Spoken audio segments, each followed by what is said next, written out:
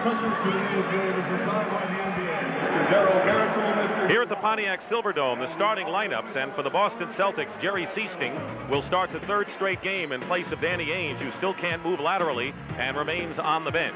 Casey Jones, the head coach of this outstanding team. For the Detroit Pistons, Dantley, Mahorn, Laimbeer, Thomas, and Dumars. In the backcourt, Thomas, the key man, of course, and Chuck Daly, the winningest coach in Piston history. Kevin McHale is feeling better, but Robert Parrish aggravated his injured ankle in Game 2. It is sore, and Dr. Tom Silva said he could not have played if Game 3 had been yesterday, and so he'll be the man to watch. And Tommy, also a matchup change for the Pistons regarding Parrish. Potentially they're going to use Ricky Mahorn to guard Robert Parrish, to body up against Parrish, keep him off the boards. Laimbeer was not successful in handling Parrish's jump shot in games 1 and 2. Darrell Garretson and Hugh Hollins are the officials. Ed Middleton is at the scorer's table as the alternate today. And there is Parrish, who is having a tremendous series nonetheless, and the only man that the Celtics could not really afford to lose. They managed to win without Ainge. They've won without McHale. Even during the year, they won without Bird. But without Robert Parrish, they lost to Milwaukee in Game 6. Celtics in green, Pistons in white. We're underway, Detroit ball. You talked about the backcourt. What about the front court for this team? Well, Isaiah has to get them involved, just like that, to the Mahorns, the Laimbeer, and Adrian Dantley also. They've got to get points from their inside people. Dantley is their inside guy. Puts the shot up, and the Celtics. Now, Dantley is listed at 6'5", really 6'3", and so he's at a disadvantage up front. The real challenge for Boston is to control that offensive board so that Detroit cannot get fast break opportunities. Larry Bird has been in a shooting slump, under 40%, hits the first bucket of the game. He's been their prime offensive player in the prior 2 games. Mostly as a passer and a rebounder. He did score 31, but his shooting hasn't been up to par.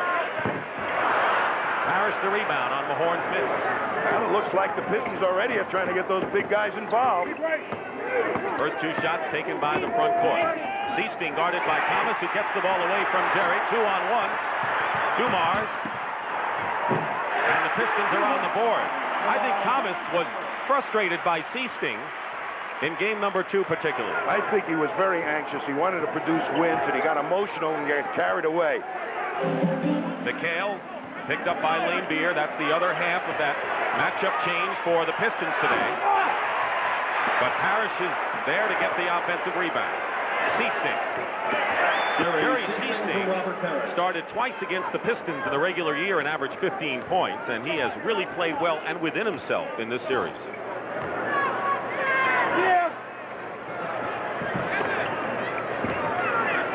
Plenty of time on the clock.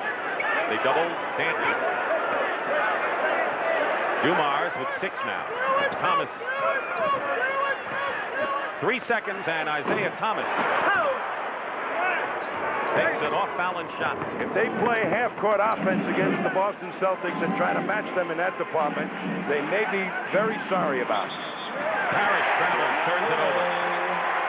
The pace game is very important for the Pistons today, to show things happening now that may produce results later on in the ball game. There's the matchup change up front. McHale picking up Isaiah Thomas on a switch. That's why the Pistons are able to get so many offensive rebounds, because the Celtics switch. And Detroit is in position to get the ball. Thomas misses, and Detroit ice cold. They have been cold from the field in the first 2 games. The trail here with 2.5 minutes gone by 2. Bird missed the layup. Normally that's automatic. Celtics now are successful in really delaying the advance of the ball, just getting over the rebounder and getting close to Isaiah so he can't receive it. Dumars was hot early in game 1 and inexplicably stopped shooting in the second half. Well, that's when Isaiah really determined that he was emotionally going to take over the game and forgot some of these other guys on his ball club. Tied at 4, a little more than 3 minutes elapsed in the first period of game 3 and the start of a big weekend of NBA playoff basketball on CBS. Bird over Dantley, and Larry Bird has 4 of the Celtics' 6 points. They've been attacking that matchup, Bird against Dantley, almost exclusively in the first 2 games. goes by Seasting, gets the basket, and draws the foul.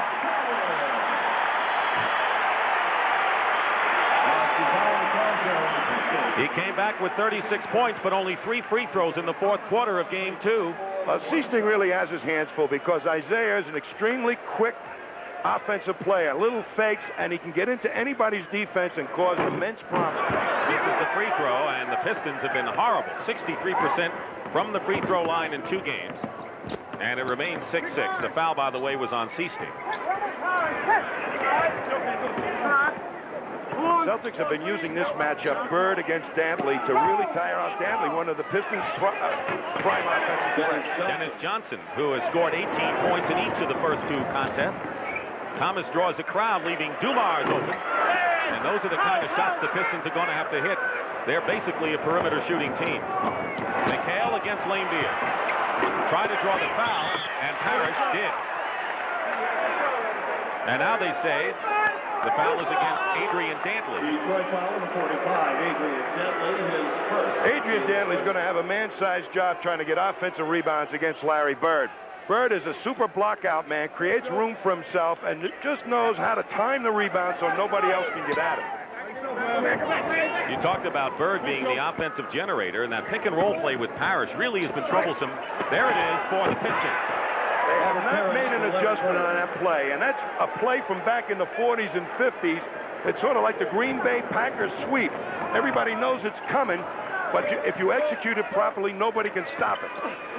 Dantley knew he hit the jumper, and Adrian Dantley, who was the leading scorer in the regular season, he only had 3 baskets. 3 attempts, I should say, in the fourth quarter, so the big guns in Detroit's arsenal did not get many shots in the fourth period. Bird, this is Laimbeer. Outlets to Thomas. Celtics are back. Oh, what a play. Scoop shot by Thomas. That was a classic on how to get pace and a fast break going at the same time. It all started with Laimbeer's excellent outlet pass. 7 minutes to go in the first period. McHale, and a 3-second violation called against the Boston Celtics. And the Detroit Pistons, who have yet to take the lead, will have that opportunity when we come back to the Silverdome with just under 7 minutes to go.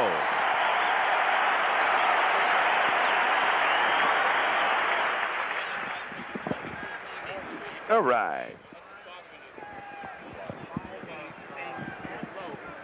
He's not on the headset. All right. Yeah.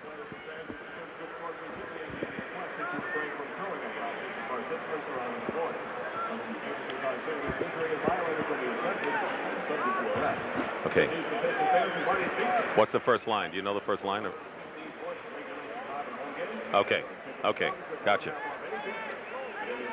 Yeah, very nice. A pick and roll thing was that was like Nate. He heard what you were talking about or thinking about.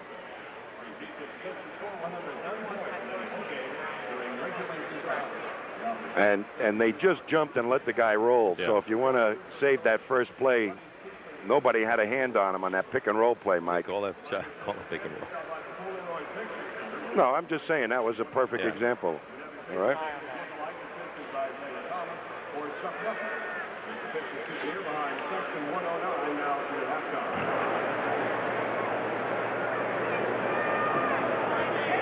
Well, if the Pistons are going to get back into the series, they're going to have to quicken the pace, as Tommy mentions. And here's Tom more specifically.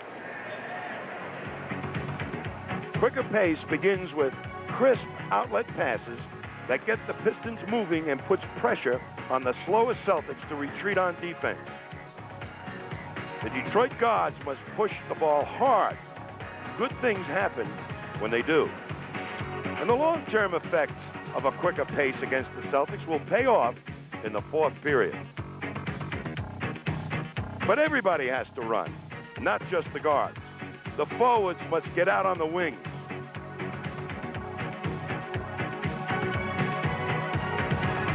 Put pressure on the defense and finish off easy fast break opportunities. And by penetrating Boston's defense before they are set, Isaiah Thomas holds the key to defeating Boston today. The key for Detroit today, pace. And as you mentioned, Tom, Isaiah Thomas, in setting that pace, has to really dish it off and get everyone involved, and it looked like that's what he's been trying to do early on. He sure has, and I guess he's listened to Chuck Daly. He's quickening the pace and dishing it off. The Pistons are looking for their first lead of this game, and Adrian Dantley gives it to him.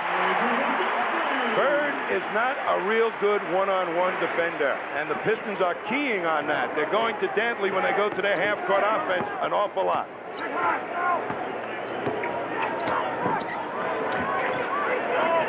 McHale, good passing by the Celtics around the perimeter. Seasting misses. Laimbeer, who's a brilliant defensive rebounder. Into the crowd. Here's Dantley again, and the Pistons are up by 4. Dantley sure did his share of running, but again, it all started with Laimbeer's crisp outlet pass. The Pistons have scored 8 in a row to take this 4-point lead. Whistle blows and no basket. Illegal defense called against Detroit. Here you're going to see Bill Laimbeer's outlet pass, just like we showed you before. When he comes down, there's no delay in the outlet, and all of a sudden they're right on the attack. And Boston, not too fast, can't protect. That's the warning, of course, on that illegal defense. Seasting coming off the screen hits. Jerry Seasting, who has scored 12 and 11 in the first 2 games and is shooting near 50%. Really doing a terrific job in place of Danny Ainge, who's been very important to the Celtics. 14-12, Dantley. And Dantley is hot, off to a big start with 8 points. And that was a big shot for Dantley outside. Kevin McHale back way down off of him, daring him to shoot. They're going to McHale exclusively, it seems. And Kevin responds with his first points of the game, so all 5 Celtics starters are on the board in a 2-point Detroit lead. Good fake. Dantley goes around Bird and draws the foul inside, and it's on Robert Parrish, his first of the game, and for the Celtics, their 3rd team foul. Great play here by Adrian Dantley. Why he's so good is that as a forward, he's an excellent dribbler. He's got that wide body to protect the ball with, and he knows how to use it. And he invariably takes it to the hoop, can score, and get fouled all at the same time. Acquired from Utah for Kelly Tripucka, no longer the big cheese as he was in Utah. And he's had to adjust here in Detroit. And very often, Tommy, he finds himself on the bench late in the ball game because his kind of style doesn't necessarily work then. Well, defense is not one of his big things, although I think he's been doing a fairly decent job against Larry Bird, who's been shouldering most of the offensive load in the first 2 games for the Celtics. Dantley only makes 1, and they're going to call a foul against the Pistons. Offensive basket interference against Detroit. Boston ball. Offensive basket interference is called against Detroit, and now Casey Jones wants a 20-second timeout. Detroit is up by 3 with 5:15 to go in the first period, and you'd have to say that the Pistons are improving the way they pace the game. What else can they do? I think that they also have distributed the ball rather nicely, far better than they have in any of the other games, and that Isaiah is doing his job. He's got to pick his spots where to score. I think eventually what will happen is that when the players start spreading out on defense for the Celtics, Isaiah will have an easier time penetrating. And of course that's important because the Pistons have a definite mismatch against them in the front court, and those have been the numbers after 2 games.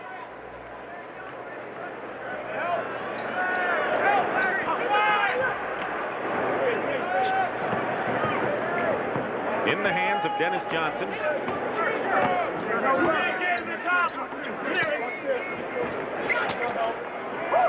Bird looking inside, no one there right now. Now isolated, Johnson on Dumars. Dumars, one of the best defenders. Oh! And a good rebound by Mahorn. Boy, did he put a body on Parrish to block him off that offensive glass. Inside, Laimbeer, basket good, and a foul. McHale on the foul, and Bill Laimbeer, who scored only 2 points on Thursday night. He's doing it the right way. Isaiah looks now after he can't penetrate, waits for Laimbeer to clear McHale, who had great position, and it was just an easy up and in, plus the foul on McHale. And that's an important foul. They're trying to foul the Celtics big guys out early or get the Boston's bench particularly great height. And the Pistons have upped their lead to 6. Biggest lead for either side in this opening period with 4:35 remaining. Dick Stockton and Tom Heinsohn, Game 3, best of 7. The Celtics won the first 2 at Boston Garden. McHale over Laimbeer.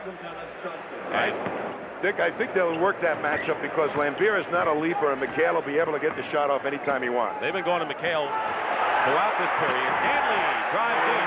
You're looking at vintage Adrian Danley right now. He has scored 11 points and hit his last 5 shots. Seasting in a crowd.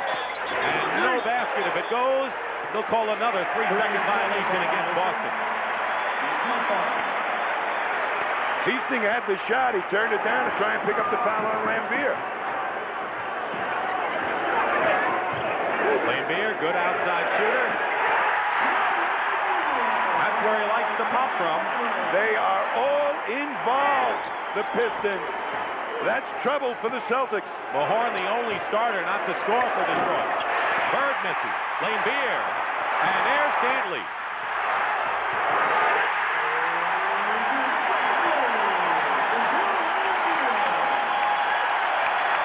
The Pistons are on a 20-6 run. Timeout, and they're going wild with the silver zone.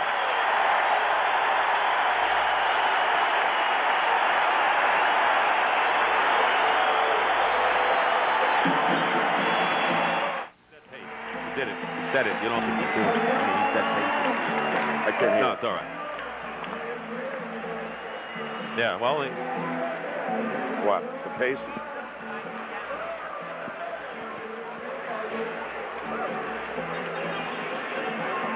Well, they've got to really to get all over the rebounder. That's the first thing you got to do on the misses. And then they all have to head back quickly. All right? You don't want to do something with Boston about how they come back now? Okay.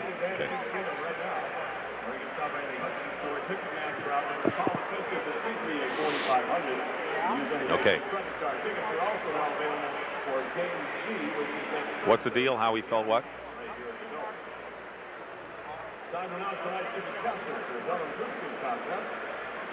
Is it the same thing you've been saying all along? No. He says I got to distribute the ball better early. Yeah, but he said it. Okay. He says it.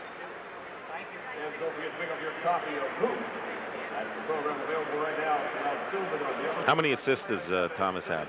4. How many keep track of fast break baskets too, will you? Got fast Marty? break hoops.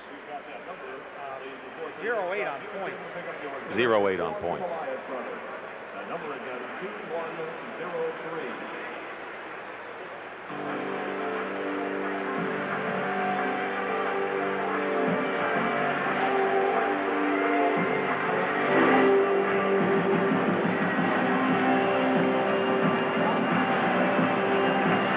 Well, here's what Isaiah Thomas had to say when asked what he has to do to get Detroit back in gear. Well, I got to somehow get Laimbeer and Mahorn and get all guys involved earlier in the game. I think what happened in the game in Boston was I was totally involved offensively, but as the game wore on, I lost track of some of the guys. I think tonight, the first half, I'll make sure the guys get involved. In the second half, I'll try to do more.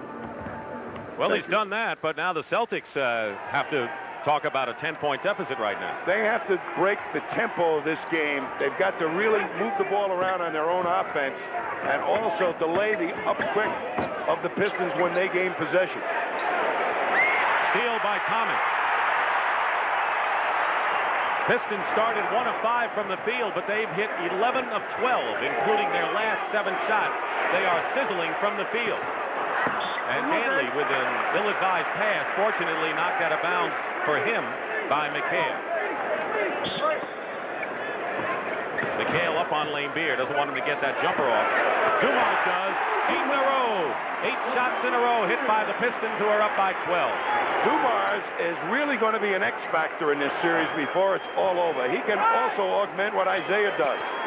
He can play either guard position. And a great defender.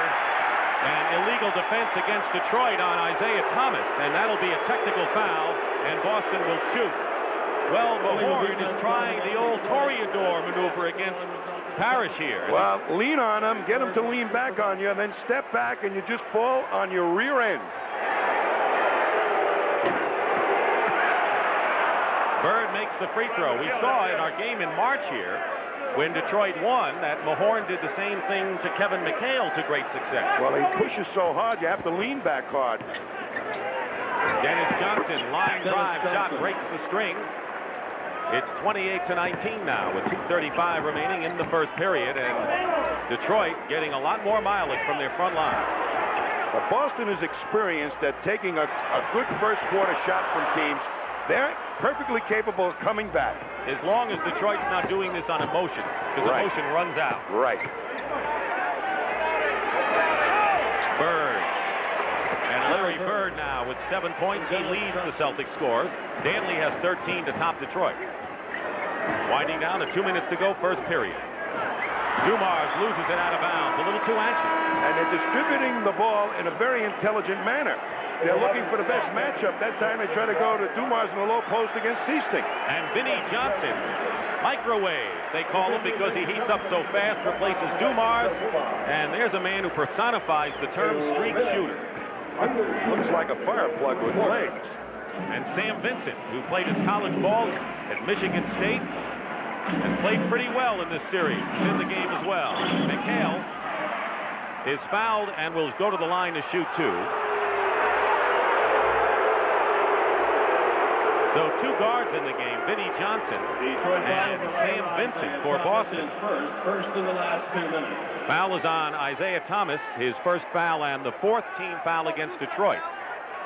There's Vincent, who had 10 quality minutes, hit all of 4 free throws, and really did a good job on Isaiah Thomas. Stripped him of the ball late in the game. Plays so much against Isaiah in the summer months that he knows his game perhaps better even than Jerry Seasting.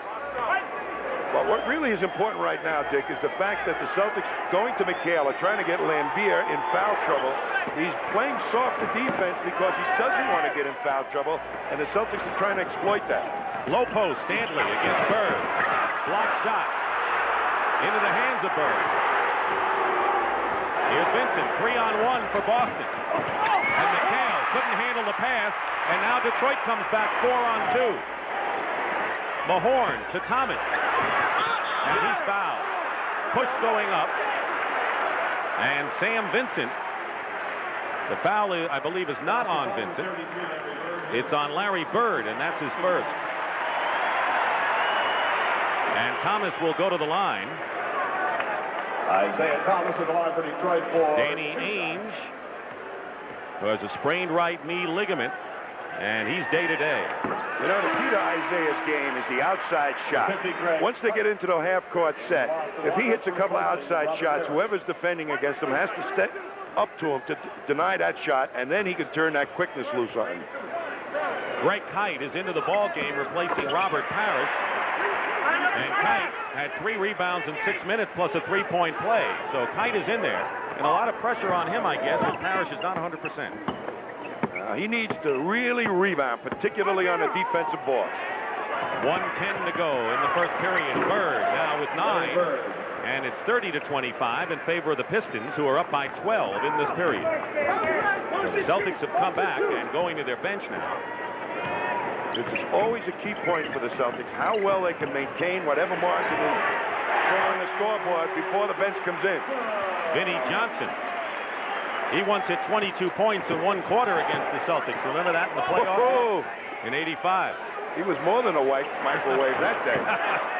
Sam Vincent hits the basket, which should do world of confidence for him. Sam. It's a 5-point lead for Detroit.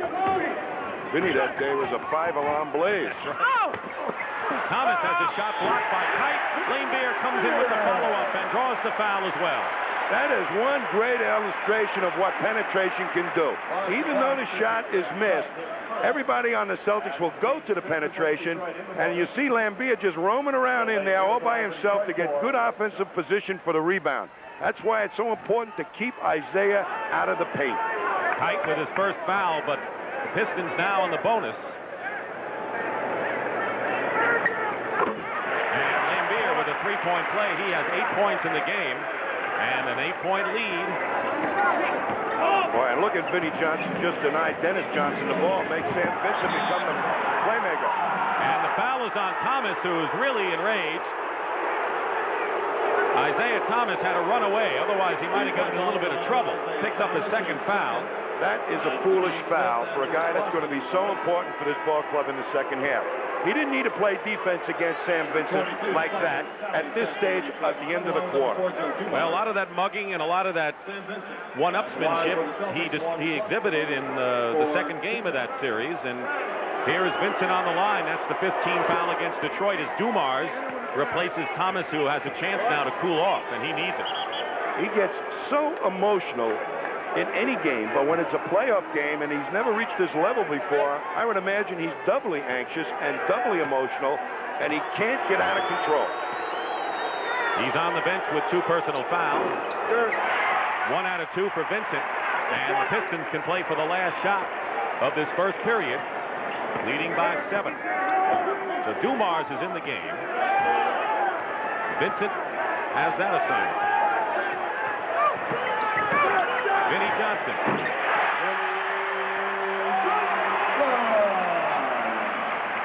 And the final shot. That'll do it. After 1, the Pistons were down by 4 early, and they came on big and lead it 37-28 after 1 period.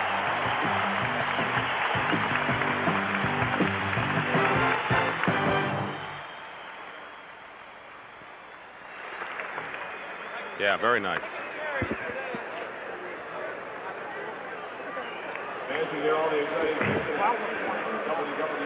Yep. Well, they've got the pace game going, and Boston is not really getting back fast. They're not getting over the rebounder from a technical standpoint. Okay, offensively, Detroit is dishing it around, and they're rebounding very, very well. Dantley is really causing problems for Bird. So that matchup up fakes, and his ability to put the ball on the floor. Bird has to get up and play him close, and Dantley has that great dribbling ability, and he uses his body.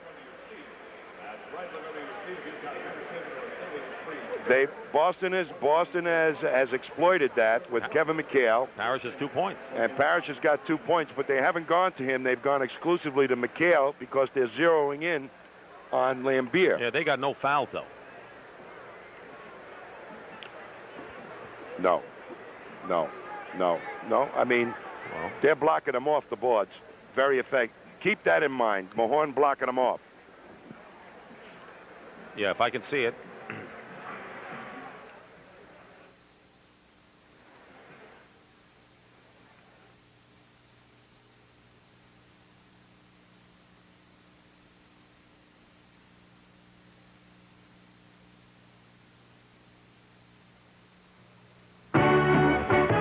CBS Sports coverage of the 1987 NBA playoffs is sponsored by U.S. Sprint.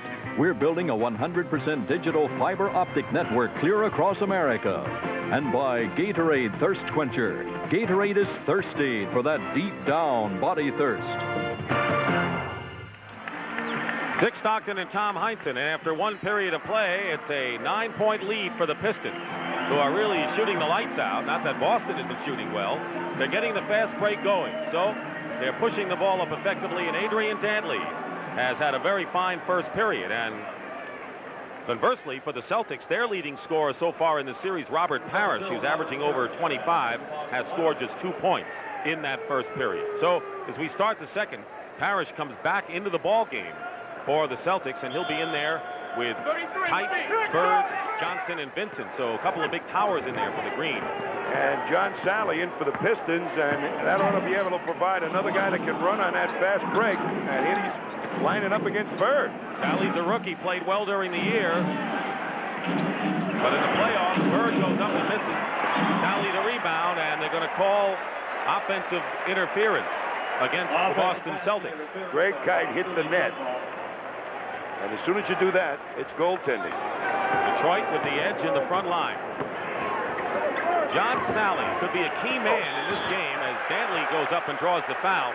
Let's talk about Sally, who showed the jitters of a rookie along with Dennis Rodman in the first 2 games. But he's been a very important factor all season long for this ball club. Come along nicely, has learned how to attack the boards when Isaiah penetrates. He's not much of a shooter, but he can move his feet on defense, and at times we just saw him take Bird. That's quite an accomplishment for a big guy like him to go out there and try and play defense in the open court. Foul is on Bird, his second personal. And Kevin McHale checks in. Kevin McHale back into the Celtics lineup. And Greg Kite goes out. Replacing Greg Kite. So now the Celtics have 4 of their 5 men who started the game, with Sam Vincent being the 5th. Celtics always substitute around timeouts, end of quarters, to gain that extra advantage of a couple of minutes consecutive rest. Dantley makes 1. He has 14 to lead all scorers. And a 10-point lead for the Pistons. Laimbeer with a good 8-point first period, waiting to get the call. And a turnover. Sally created that one. And Dantley at the other end. Can he get out fast on the wing? Everybody's got to run to make the pace game work. He's doing it. Pistons on an 8-1 run and have matched their biggest lead now. 12 points. McHale. Tough shot against Mahorn. Mahorn and Laimbeer have tried to contain McHale. They forced him to the fall-away more than that power move to the hoop. Dantley working against Bird again and hitting again. 18 for AD. Maybe AD found Vinny's microwave. He's 8 for 10 from the field. Bird doubled. Dennis Johnson. Boy, Dennis Johnson will make the toughest shots a guard can make. Boy, he is so intelligent a player. He takes those tough shots at just the right time to help destroy the morality of the other team. Lead is 10. First 2 minutes of this second period. 5 on the shot clock. McHale on Dantley. Celtics trying to disturb Dantley's rhythm a little bit with McHale. They did there. They love him to shoot from outside all day.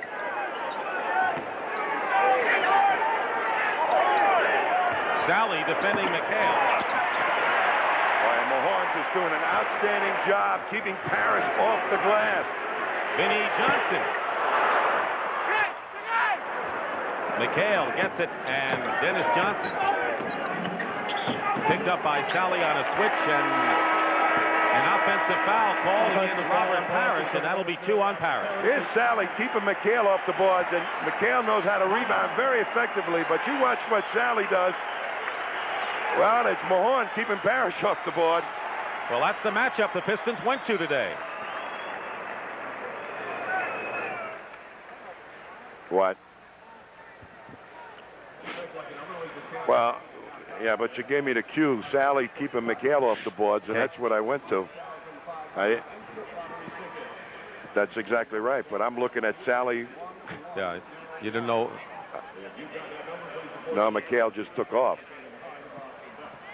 All right. Yeah. Watch Mahorn. Yep. What you want to do is see Mahorn really lay a body on Parrish. Right. That's what you want to see. That's what he's doing. Yeah.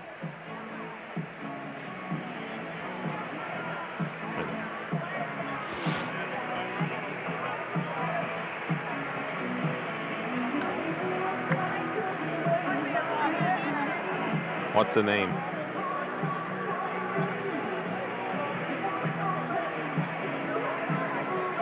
I'm just...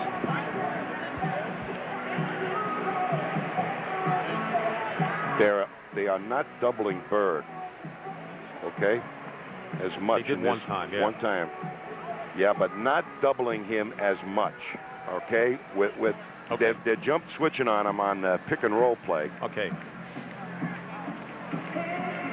Come after that.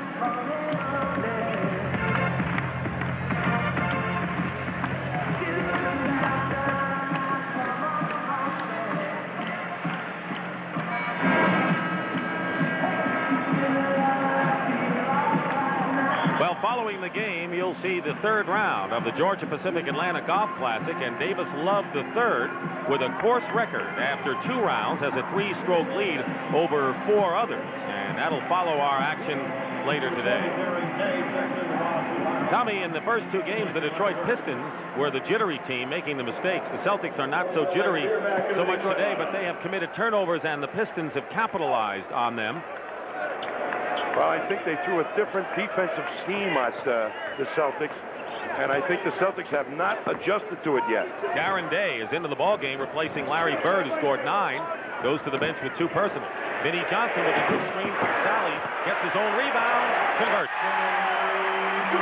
Vinnie Johnson is a monster rebounder for a guard. You've got to put a body on him. Darren Day, who had his biggest moment against the Milwaukee Bucks in Game 4. And really, the Celtic bench has made contributions in the playoffs. Sam Vincent hits his second jumper. Sam Vincent. And the score now is 44-34 with just under 9 minutes remaining in the first half. Detroit in front. But Detroit is slowing the pace game down. Dumars is not making a hard push. That they must continue that for the full 48 minutes to really be effective against the Celtics. Well, you're a tough taskmaster, but you're right. Dumars gets the roll. Boston can peck away, peck away, peck away. You've got to count on at least 1 or 2 explosions against Boston in the second half. And another illegal defense call against the Pistons, their 3rd of the game, and a technical situation, of course. And another technical. Against Detroit. The second technical of the game, and Chuck Daly, who's more than just pomp and pompadour, as you see with his hairstyle there. There is a little defense and, well, illegal defense in action. Dennis Rodman, the other good rookie who's played this year along with Sally, replaces Adrian Dantley, who goes to the bench with 18 points and a terrific first half for AD. So Rodman is in the game, and he's a cheerleader on and off the court. He threw a couple of air balls on the free throw line in Game 2, coming down to earth maybe in Game 3. Who knows? Was he embarrassed? But they only put him in when Darren Day showed up. And Vincent trying to get inside with push. I sense a lot more confidence in Sam Vincent since he's been used in this series. Well, he's from this area, and he feels like he's at home. He knows Isaiah better, perhaps, than anybody else. And Sam would like nothing better than to come through, of course, in a game like this. And I think he's got the talent for it. You always have, I know that. Sally commits the foul, his first.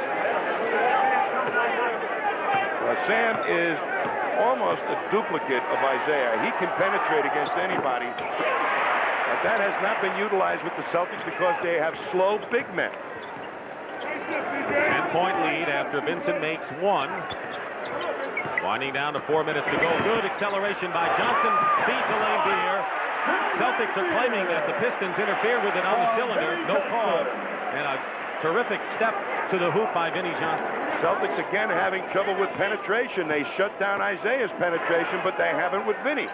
Once again, a 12-point lead for the Pistons. Vinnie Johnson steals it from Parrish. Dumars. This is a different Piston team in the first half today. Very aggressive defense on the double teams. Biggest lead now of 14 at 50-36. Johnson nearly has the ball stripped away by Dumars. Parrish loses it out of bounds. Aggressive defense. Now you watch Vinnie just go in there and attack. Robert Parrish should have been able to get that over the head of Vinnie Johnson. But no soap. Johnson. And the Pistons opening it up as Larry Bird can only sit and watch. Timeout.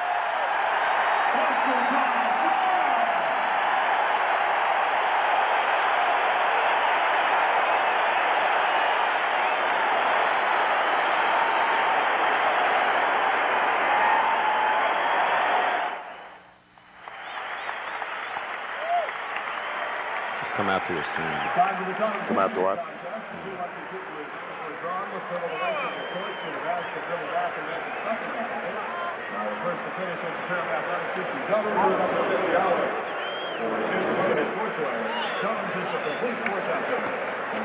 Double teams, Mike, are working. Okay? And the rotation, right. And the rotations, and they're not doubling Bird 1, 2, 3, 4, on the 5. one-on-one. Okay, that's good. How do you hear me, okay? 1, 2, 3, 4, 5. I hear you fine. That's good. I like that one. Yep. Oh, I like that. We like it. I see it. Yep. Can I hear it out there in video land?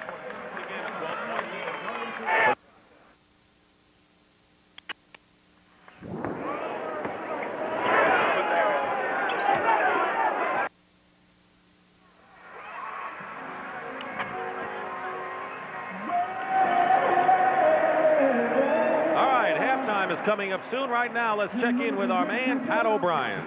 All right, Dick, and look who I found in the stands. The sledgehammer, Charles Barkley.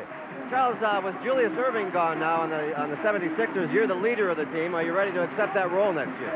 Well, I don't think it really matters if I'm ready or not. Next year will be on my shoulders, and I'm looking forward to the challenge. You're here to support your good friend, Vinnie Johnson. What do you think of this series? Well, it's going to be a tough series. I like Detroit in this series if they can win the next 2 home games. But it's going to be a great series. Boston's a great team. How many hot dogs have you had so far? Just 2 so far. Okay, let's go back to Dick. All right, Pat, and listen to this slap. Laimbeer and McHale. Just listen to this now. This was inside.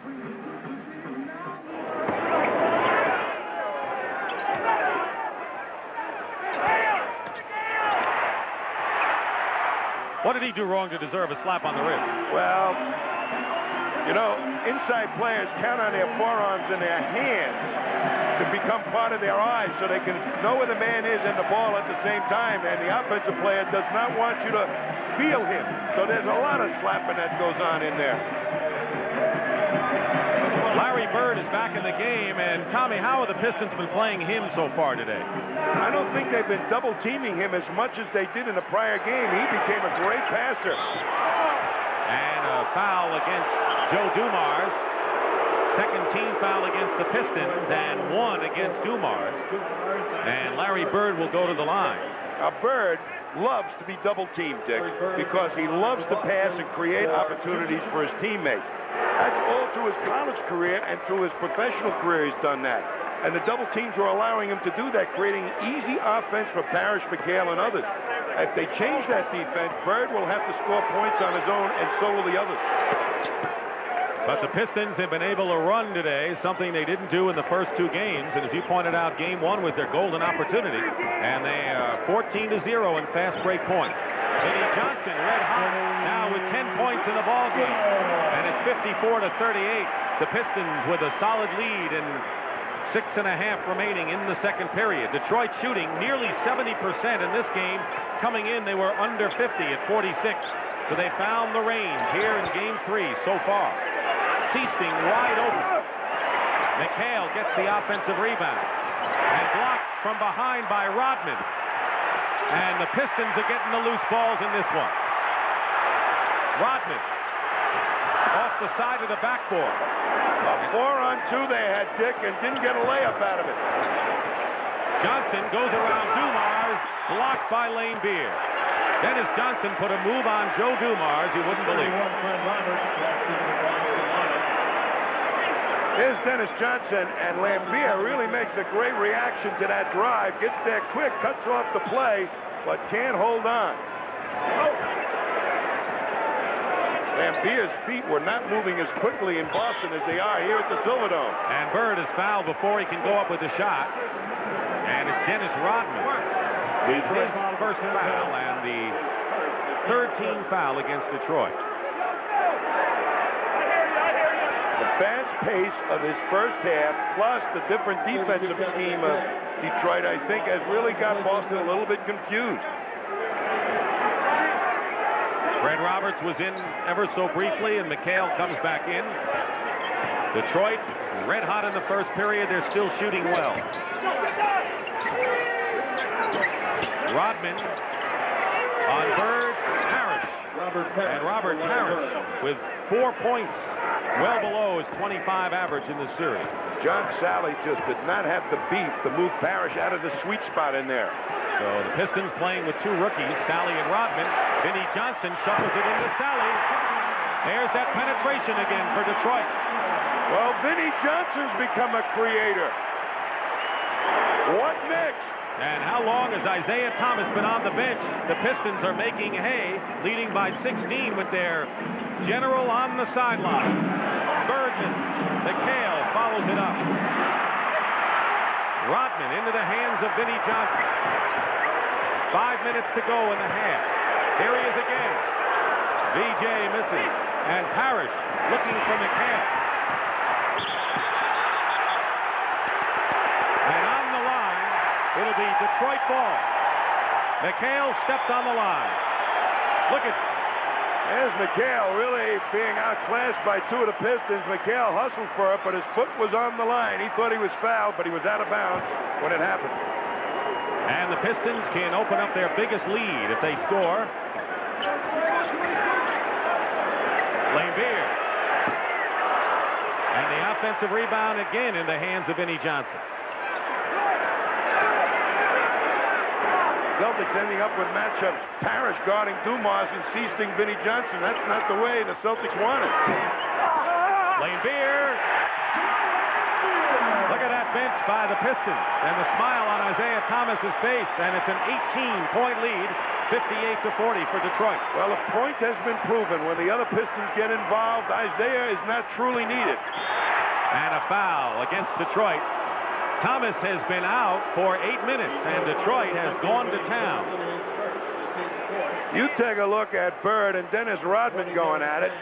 And Bird is trying to create room for himself. Rodman holding on. Bird just saying, it's a tug of war in here, kid. I know that you've got fouls to waste, but watch yourself. 2 shots. Vinnie Johnson committed the foul. Vinnie Johnson, coming off the bench, has scored 10 points, has 3 rebounds and 4 assists. That's exactly what the Pistons expect of him. Well, Isaiah is going to get a good long rest right now so that when he comes into the second half, he can pick up this pace load that he left to Vinnie Johnson. Dumars and Vinnie Johnson. And Johnson is fouled. Sally, Rodman, and Laimbeer. So 2 rookies in the lineup as Detroit opens their lead. Fred Roberts comes in from McHale, and Roberts is in there along with Parrish, Bird, Darren Day, and Seasting. So in essence, Darren Day is playing a guard position with Jerry Seasting. That's a good matchup advantage for Boston. Presumably his size will be able to stop Vinnie Johnson, but Vinnie Johnson is afraid of no 7-footer, so why should he be afraid of Darren Day? Who committed his first foul. Team fouls, 4 against Detroit, only 2 against Boston. Game 3, best of 7. Detroit leading by 18 points over the Celtics, who won the first 2 games in Boston Garden. This is for the right to go to the NBA Finals. And the Boston Celtics are a great story, and the Pistons coming back here. Dick Stockton and Tom Heinsohn, and the foul is on Rodman. Little muscle going on. Rodman, the rookie, saying, I've got 6 fouls to wear Larry Bird down. Maybe they only call 3 of the 6. Maybe I can foul him 12 times before I foul out of the game and make him work hard. That's what they're trying to do. 15 fouls, so the Celtics will shoot. Rodman goes out. And Adrian Dantley with 18 back in the game, and he should be fresh. And boy, did he help get this thing started in the right direction, Adrian Dantley.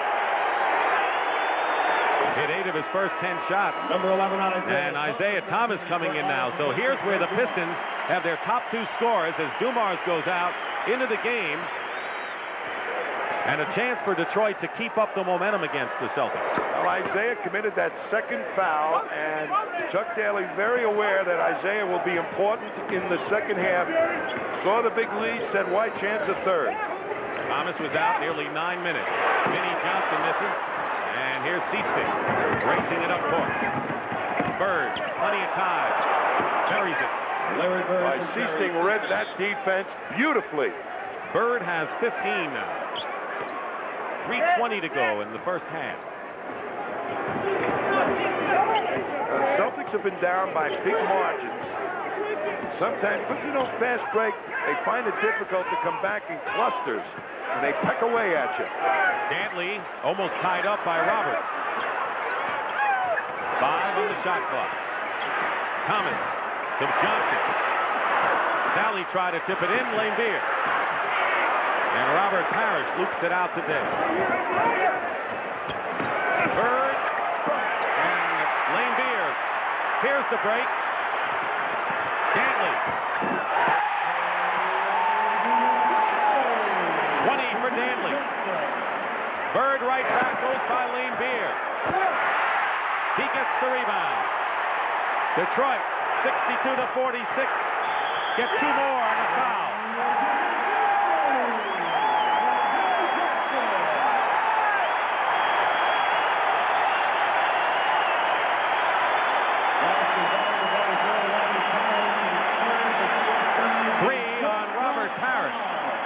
That's a telling foul. Well, Parrish is back on defense, but the attack is so fast, Parrish can't angle him off. And just as the body, Adrian Dantley picks up his third. Parrish with 3.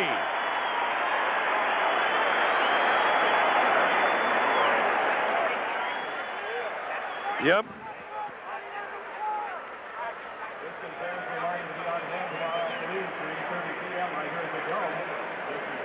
Well, he thought he got fouled. You know, that's, yeah. Vinny, yeah, yes. That's great. Isaiah, too, made a great dish. The first play, he had his hand up. Yep. Yep. Right.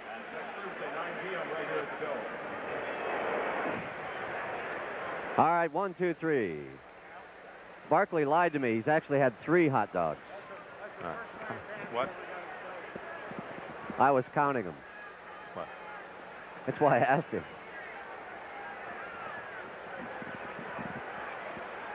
Yeah, what? The crowd is into it, too. I almost got killed by high fives here in the last... Yep. Hello, Dick. Hello, Pat. No, Dick. Look right ahead, Dick. Look straight ahead. No, to your left. No, I wasn't sleeping. He should have taken a shot. It was a bad pass. Yeah. Yep. Well. See, I thought that was Pat O'Brien at the head.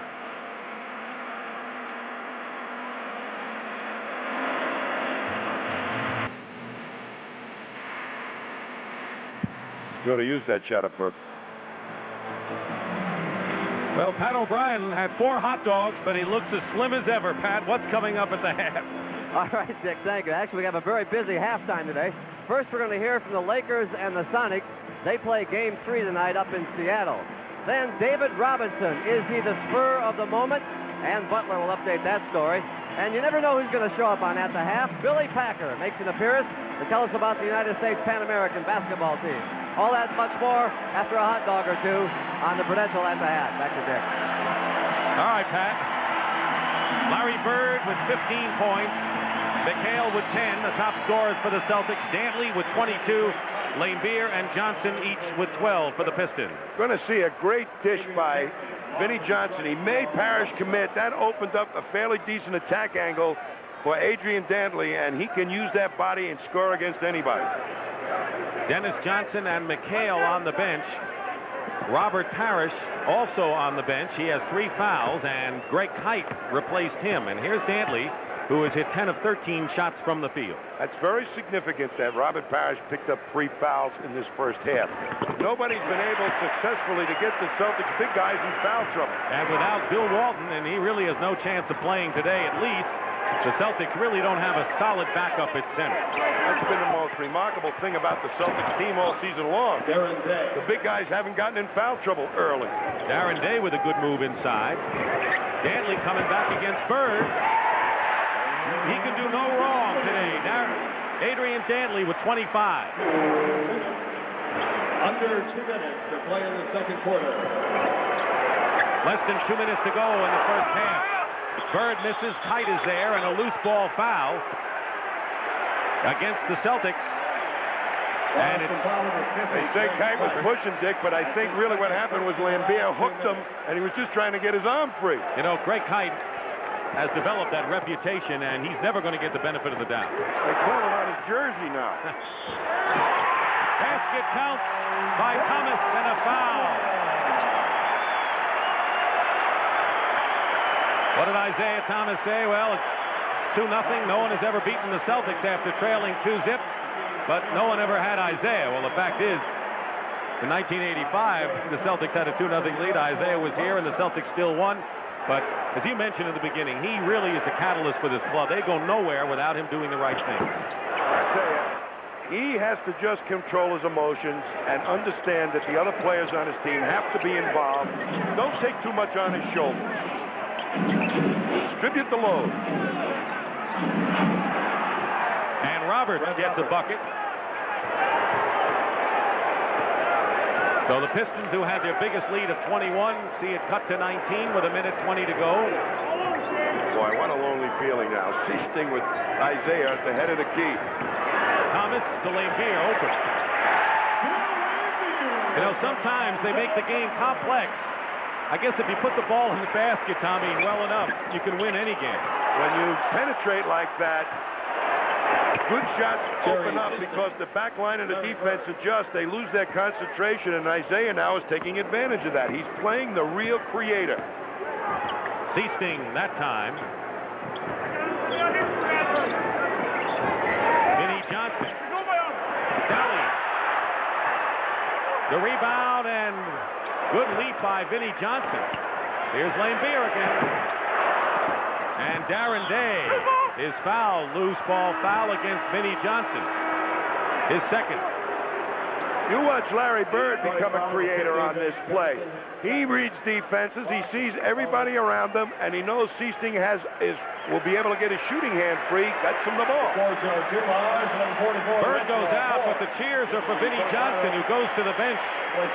Vinnie Johnson scoring 12 points and all over the floor, making it happen defensively, passing the ball up, penetrating when he does, and getting some offensive rebound. Well, he was about a 3-alarmer in the first half. And the Celtics didn't get the fire hoses out in time. He's replaced by Dumars. Here's Darren Day. And the Celtics didn't use their bench as much in the regular season as they are in this series. Well, right now, I think Casey Jones is saying, rest my regulars right now to make a real strong bid coming down in the second half. Day steals the pass intended for Danley.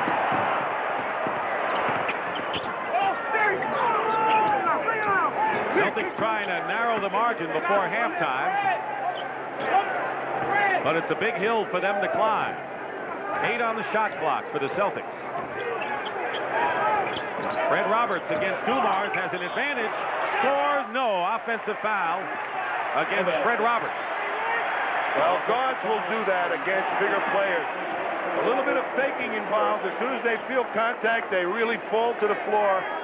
And officials have a tough time really judging whether it's an offensive foul or a block foul. 13 turnovers against Boston. Into 21 Detroit points. 3 seconds to go, and Fred Roberts commits a foul that got to put a gray hair into the head of Casey Jones, and that is the 15th foul. So Isaiah Thomas will shoot 2. The real challenge now, Dick, will be at halftime for the Pistons to continue this emotion into the second half, not get complacent because the Celtics will lull them into a belief. That's what these players are on the court for right now by Casey Jones. Maybe to create a little feeling of overconfidence on a Pistons part. Well, they're doing a good job of it. And that's the end of the first half. The Pistons lead the Celtics 73-53. Pat O'Brien will be back with the Prudential at the half from the Silverdome after this message.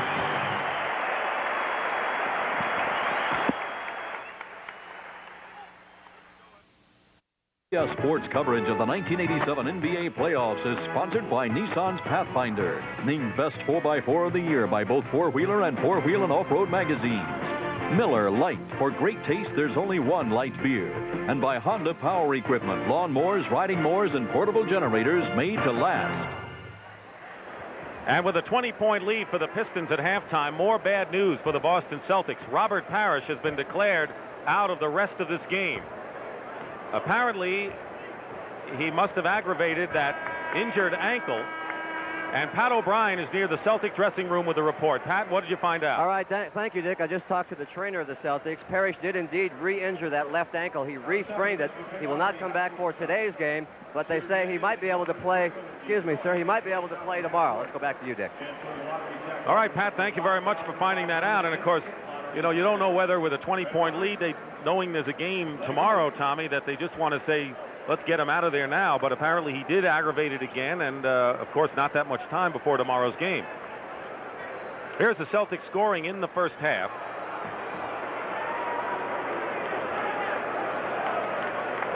$53 points, not bad for the Boston Celtics for a first half, or for anyone, but Detroit with an amazing 73, and 5 men in double figures, including off the bench Vinnie Johnson. Boy, and Vinnie with the 6 assists to augment Isaiah Thomas's 5 assists. That is impressive. They distributed the ball beautifully so that everybody could be involved. Now, you know what that presents? Who do I stop to Casey Jones for tomorrow's ball game? Big problem. Detroit unbeaten in the Silverdome. By the way, they took 2 out of 3 from the Celtics in the regular season here, but Larry Bird did not play in both of Detroit's wins. Seaston misses the first shot of the second half. Mahorn outlets to Dumars. So it's Dumars, Isaiah Thomas, Mahorn, Laimbeer, and Dantley. Dantley with his 25 points is a playoff high this year for a half. Dantley. And Bird gets the rebound. The Celtics, I'm sorry, are going with the same 5 that started the game except Day in place of Parrish. Last time the Pistons had the ball, they really didn't push it hard. That's what I'm looking for right now, to see how quickly they advance the ball. Bird with 6 on the clock, and Johnson lost it out of bounds. Pistons ball. Here are the leading scorers in the game, and Dantley with an 11 for 14 brilliant shooting first half to help the 61% Detroit shooting. Now, they can fall into the situation where they're going to try and play perhaps half-court game against half-court game. And Darren Day got a hand on it. That is not good for the Pistons. I think the Celtics can execute their half-court offense a little bit better than the Pistons can. Dumars penetrates and draws the foul. And it's against Darren Day, his second foul. Dumars has been paired with Dennis Johnson in the first 2 games, and this is what it was in the first 2 games. The edge going to Dennis Johnson. Dumars has 10 points on 5 for 7 shooting so far in this game, and DJ has 6 points. Dumars misses the first. He is a great weapon for this ball club, Joe Dumars. Excellent ball handler. Not many clubs have 2 real good passes in the backcourt. Bird posting up against Mahorn. And Dumars comes in, and the foul is called against Mahorn.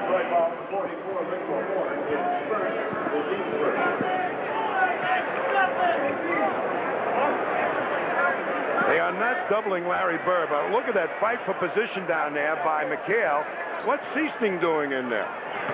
Not in there anymore. Bird, short. And Mahorn gets the rebound. Dantley filling the lane, and now pushing it up is Thomas. Popping is Laimbeer. Now that's a weapon that we did not see at all in game 1 or 2.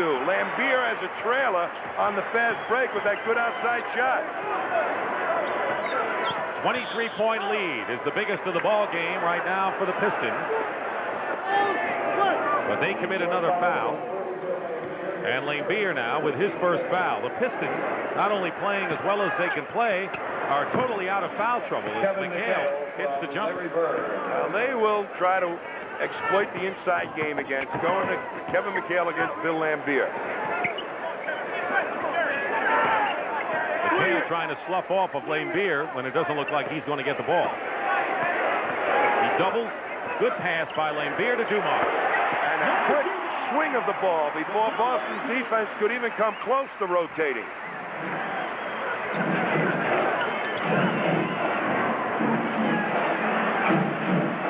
Bird against Mahorn. McHale. And Dantley gets the rebound. If you just joined us and we're away at halftime, Robert Parrish is not coming back in the second half for the Celtics. He re-aggravated that ankle. Darren Day commits the foul, and it's a Piston day. All the way.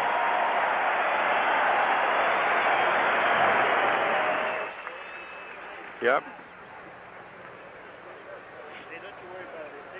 Where's Seasting is here?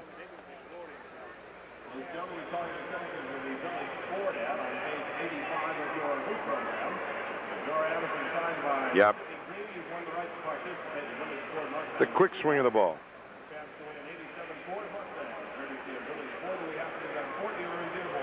Thank you. Yep. I'll just Seasting. Okay. I'm going to give you a show. Start it from the beginning.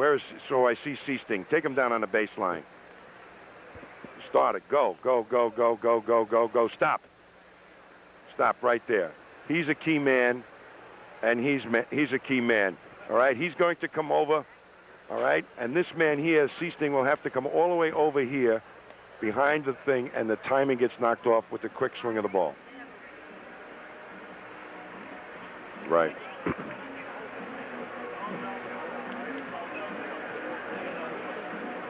It's too many numbers. It's too many numbers. Yeah. So I don't need to telestrate. Okay.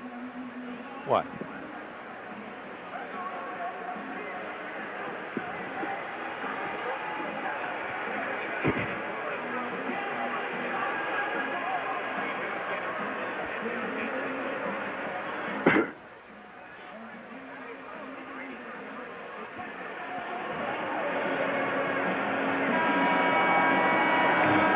The quick swing of the ball defeats the rotation of the Celtics double team.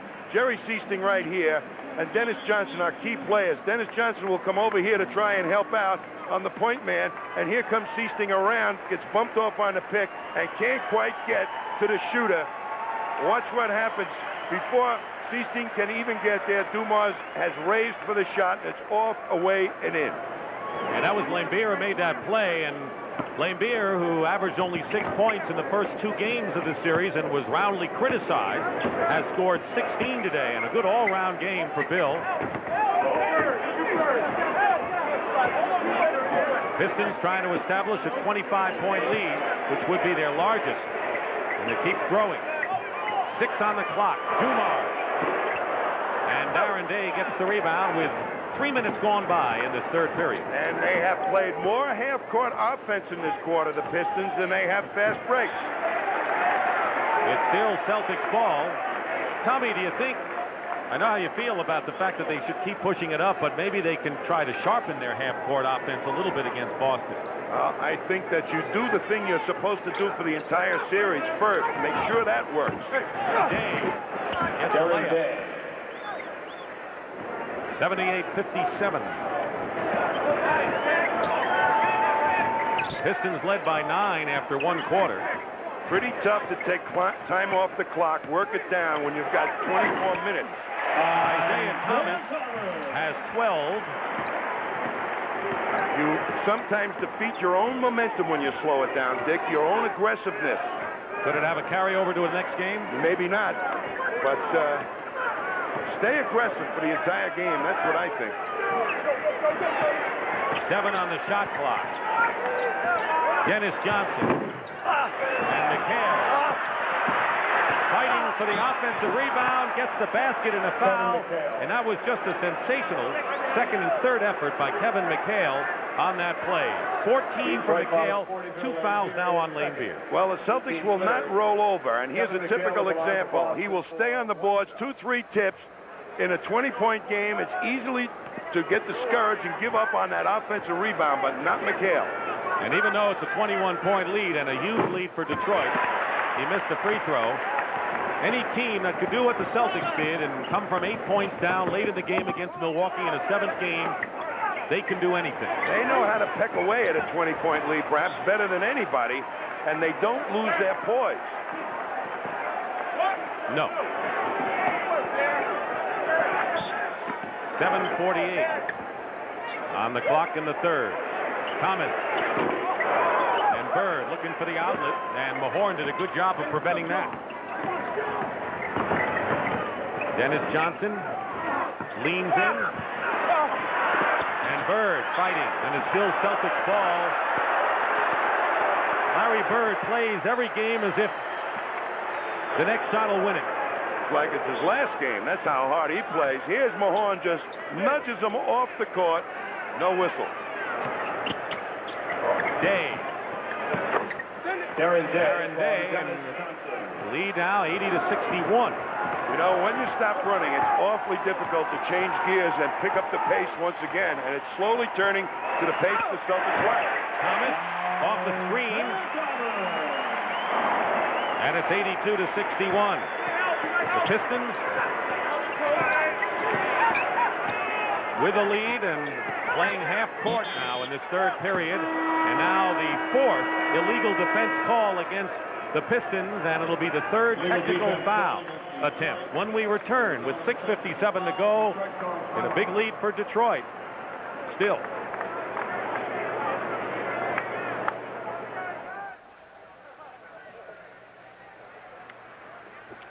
When I asked if there's a carryover, could there be? No. They'll just be darn mad at themselves if they lose this ball game, you know. I don't think they are, but... Yeah. Good point. What's this? 3 of the illegal defenses have been on Isaiah. Okay.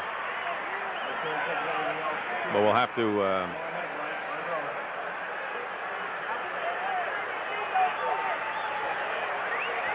He looks like the...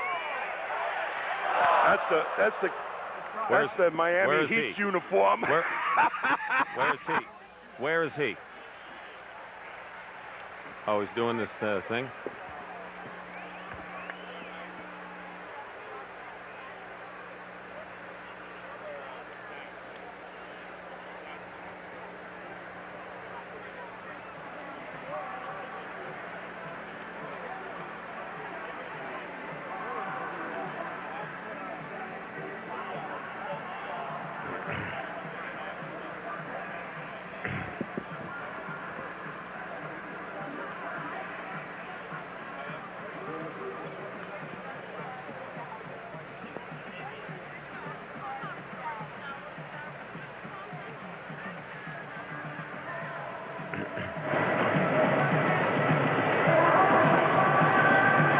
We have the third round of the Georgia Pacific Atlantic Golf Classic coming up after this game today. And, of course, more coming up this weekend. On Memorial Day weekend, the NBA playoffs, the conference finals.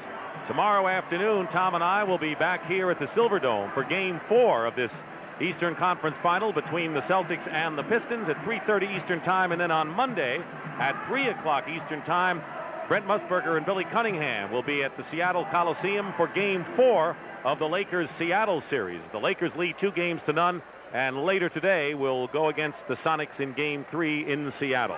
Well, we're going to see if the Sonics will have the same type of luck against the Lakers on their home court as the Pistons are against the Celtics.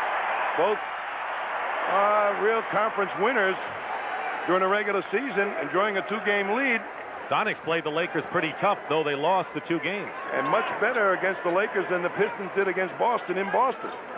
Celtics missed a chance to get a point back, and Day is fouled. That's Adrian Dantley's second personal foul, and the 14th foul against the Pistons. Now, the Celtics still struggling, or should stay struggling from the field in this half. They shot well in the first half of this game. Oh, that's no good! That's no good! And no basket. Lane violation. No basket, lane violation Against the Celtics, so it'll be Detroit ball. Dick Stockton and Tom Heinsohn. It's the third period here at the Silverdome in Pontiac, and the shift in scene has also been a shift in the Pistons' aggressiveness and style of play. And trailing 2-0, they've opened up a huge lead over the Boston Celtics. Dantley is fouled by Darren Day, who picks up number 4. And after this game, Tommy, it'll be Casey Jones, if it goes the way it's going, who's going to have to come up with some answers. Well, he'll probably come up with, devise some kind of way to stop that fast break attack. It's going to be awfully difficult, but I'm sure he'll come up with something to keep him in this series. More important, they're going to have to hope that they get a healthy Robert Parrish back. That's the big problem right now. That's going to put the emphasis on Kevin McHale to do a major portion of the rebounding on both ends of the court, and he's got a fractured foot. Laimbeer with 18 now. Darren Day coming back, and Day has 10 points.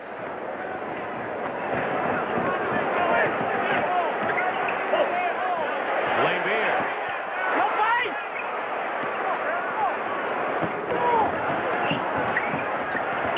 Bird finds an open Jerry Seasting. Now, the one thing Bird did the other night effectively was to get the bench going when they were in there. Seasting on a nifty steal. Celtics have not really been able to make inroads, but the pace very much the way they want it. They'll peck away, take good shots. It's easier for them to play half-court defense than it is fast break defense for Celtics. And Mahorn committing the foul, and that's the 15th foul. And the Celtics will go to the line, so they're in the bonus. Well, there's a man that would have been very important in this series, has not been able to play because of a ligament problem in his knee. Outside shooter. Danny told me before the game that he was felt he'd be ready in 2 or 3 days. And I'm sure the whole Celtic crew and the people in Boston would like to see that happen. He's had problem moving lateral, and that's why he hasn't been in there. 84-66 Detroit, 5.5 to play in the third period. The object right now for Boston is get it down to 10 points by the end of the third quarter. And it's something they can easily do with enough time. And Danley misses an inside shot. And there's no question that the Pistons have coasted a bit in this third period, and a lot of the air has gone out of their, a lot of the helium, I should say, has gone out of their high sky balloon. Well, the Celtics have come back from big leads down through the years, and they know how to do it. Bird with 17, and you know Chuck Daly's got to be concerned. If you want to say concerned with a big lead against this team, he should be concerned. Dig down deep. That's what the Celtics will do. Dumars penetrating, and Day gets the rebound, and the Celtics on an 11-4 run with plenty of time to cut it down in this third period. And they've taken all good shots on offense. Some of them haven't gone in, but they've been all good shots. Bird. And a 3-second violation called against the Celtics. Couldn't decide, Day or Bird, to shoot. Dennis Rodman is getting off the bench. He'll come in. Vinnie Johnson is also in the ball game. So Chuck Daly looking at maybe a couple of stale guys out there going for some reinforcements. They are not into the pace game. Their heads are completely out of it. They may be trying to reinsert that with Vinnie Johnson and Rodman. Thomas going by Dennis Johnson, feeding Mahorn for the basket. Isaiah the creator on that play. He has to be a real creator throughout this entire series. McHale is fouled by Laimbeer, who claims he had the ball. Laimbeer is no favorite amongst the Celtics or their fans. As Larry Bird said, we don't like him that good. That's not bad. Look at this pass, though. Bird knows how to pass the ball. He may say good instead of like or whatever, but he sure knows how to hit the right man and get Laimbeer in a lot of trouble. We don't like him that good. We don't like him that good. That says it. The secret to making a big comeback is take it easy, get good shots, don't lose your poise, and play good defense. Now, the half-court offense that Detroit is playing right now, it's easier for the Celtics to defend that than against the fast break. Bird goes out, gets a breather with 17 points, and replaced by Fred Roberts. McHale made 1 of 2, and he has 17, but only 5 of 13 from the field. Vinnie Johnson misses the shot, knocked away by McHale. Still Detroit ball. So Kevin McHale is having a rough time shooting in this game, and once again we have to go back to that defensive switch that the Pistons made at the start of this game. Well, Laimbeer on him will muscle him too, like Mahorn would. There's Mahorn. Now that is a big basket. The penetration evident there on the last 2 hoops that the Pistons made the back line of the Celtics defense adjust. Mahorn has 9 rebounds in the game and 4 points. Darren Day going in, gets the basket in the foul, and a quick move by Darren Day, who was picked up on waivers in December, had played with the Bullets and 1 day with the Chicago Bulls. Puts a move on Sally, and he's got pretty good speed and dribbling ability, so he can take it strong with 1 bounce to the ball and still put it high off the glass. Without Robert Parrish, here is today's frontline matchup, and it's made a big difference. Dennis Johnson is out of the game, and Sam Vincent comes back in. Well, Darren Day is showing that he's got some offensive ability in this quarter, and Sam Vincent will get a lot of experience, I would think, right now, playing Isaiah Thomas even more than he has during the summer months. Sally.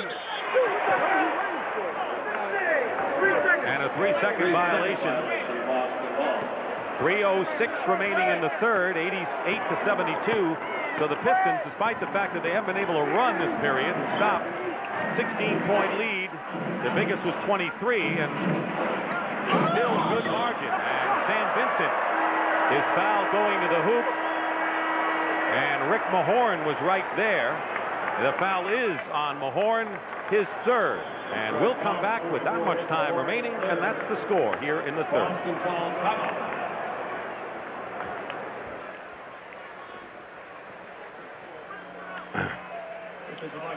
Yeah. Yep. Yeah.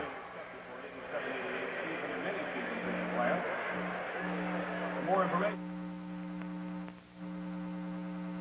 Let's talk about what he has to do right here offensively. You know, if they're going to play to half court, what they'd have to do if they're going to play to half court. Yeah, that's good, because Yeah, third 20. come back. Here's what's going to happen. Hi. I'll And start wide on this. Want them Okay? to run, but they may. And then I'm gonna push this. Court. They didn't play it well in Boston. And then What could they don't do? go down here until I push, Right. until you see this thing moving, okay? Then I'm going to pull this out. We're right on this thing. Hey, 6 points, they get it down to 10. There's 2.5 minutes, 3 minutes to go. Hi, guys. We're very much in the game. How'd you like the guy walking in front of us earlier? Huh? They're not going to be able to break. It's in the head, see? It's in the Nope. head. No problem. Yeah, How but long- you can't stay. How long do I have on this? No, you said it. I said it, but I know. I'm telling you. Yeah. Minute? Minute 30? That's how they get it. They love you to play that stuff. That's right. It's so difficult It's to going get for the back. jugular. Okay. Huh? You know what we're doing now? Then I'm going to draw here. Then I'm going to press here. And I want you to sort of be over here. And then come back wide because there's a message. I hope.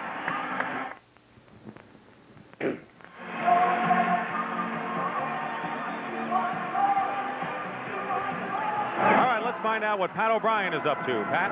All right, Dick, thank you. You know, I'm a gadget freak. I had to show you this one. This is Chuck Daly's blackboard. It's really called an electronic whiteboard. He can sit here and draw plays for his players, and he presses this button, and automatically the plays come out down here. So the players can take their plays home and look at them and study them. Rick Mahorn said, well, it's just another blackboard to me. By the way, Dick, I had a reminder here. Call Leslie. Nothing important. Just call her after the game. Let's go back to you. Well, you know, I hate to tell you, Pat, but she's covering the Lakers-Seattle series for the Boston Globe, so I know exactly where she is. I just hope Danny Ainge and Ray Melchiori isn't calling her right now. What's that all about, Tom? I'm sure they're trying to check on Robert Parrish and what's happening with him inside. But Ray likes to fool around with gadgets. Yeah. Get the helicopter here. I need the helicopter. Sam Vincent will be on the free throw line. Tom, I know you've made this point and about the Pistons not really pressuring the Celtics here, and I think what you would say is going for the jugular. I mean, the fact is that the Celtics have a chance to knock it down to 10 before this period is over, which is no guarantee they can come back and win, but the Pistons are giving them a chance to get back in the game. They certainly are. And what the Pistons are going to have to do is execute their half-court offense. Search out the best matchup that they think that is available to them. What do you think the best matchup is Right here? now, it's going to be Vinnie Johnson, I would think, being guarded by Seasting. Thomas hits a long one just inside the three-point line. And, of course, that's not a bad matchup either, Isaiah against anybody. In other words, the backcourt. Yep. 2:25 remaining in the third. Sally is guarding Fred Roberts. Bird has been on the bench getting a breather. Roberts in trouble, gets it today, And Darren Day scores.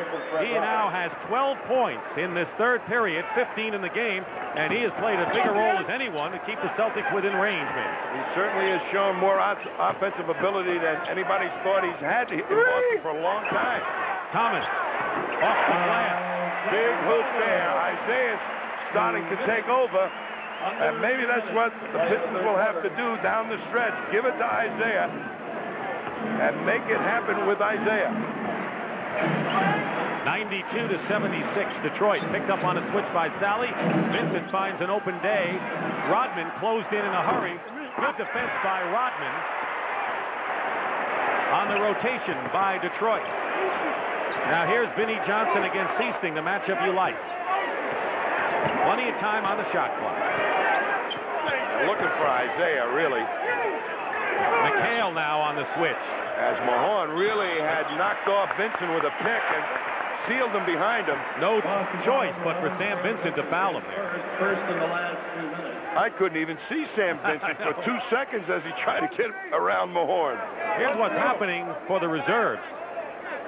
The Celtics have a big edge, but a lot of that is deceiving because Robert Parrish didn't come out in the second half. And with the Celtics down by as much as 23, Darren Day and Kite and Vincent have seen a lot of action. So that may be deceiving the bench scoring in this game. I think you're exactly right, Dick. Mahorn in to Sally. Good position for Sally. And Rodman is fouled.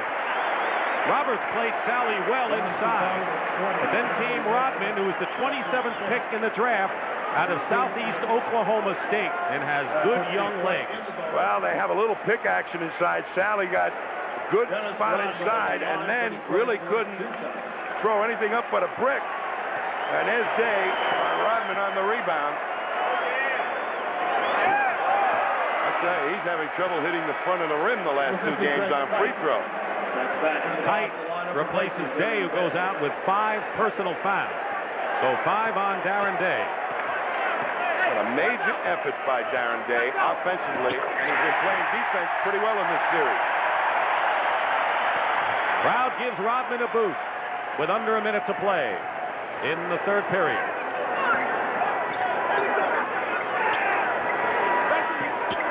Seasting, top of the key. Good look to find the open man by McHale. You know, the other aspect of this, the 2 games in 2 days, if the Celtics could be a tired team on Saturday, you can make them tired on Saturday. Imagine how tired they would be on Sunday. That's why the pace also might have been important in this second half. Illegal defense called against the Celtics. Here's a shot you don't see every day. Oh, that reminds me of Bob Cousy in his old heyday. Off the wrong foot. Thomas going baseline. Nearly lifted it in. Seasting, great pass to Vincent. Basket counts and a foul, and it was Jerry Seasting, practically a no-touch pass to Sam Vincent that made that possible 3-point play possible. I'll tell you, right now, I believe Casey Jones made a very wise substitution by getting Greg Kite into this game, putting a wide body to take up some room underneath that basket, particularly for defensive rebound purposes. And a career-high playoff total of 12 now for Sam Vincent. And it's a 12-point game, so the Celtics trail by 12. Difference of 2 seconds between the shot clock and the game clock. And Larry Bird will come in fresh, believe me, in the beginning of this 4th period. 1 second and they don't get it off. The 24-second clock goes off with 2 seconds to go for the Celtics. And they have come from behind by more than this deficit, believe me, in a shorter distance. And Bird and Dennis Johnson will be in there. Mahorn and McHale exchanging an elbow or two the other end. Celtics have come back without Robert Parrish, without Dennis Johnson an awful lot in this quarter. They're going to have their guns for the 4th quarter. And Vincent very nearly made that shot. That's the end of the 3rd period. The Celtics have come back here They trail the Pistons 93-81, and we'll be back after this word from your local station.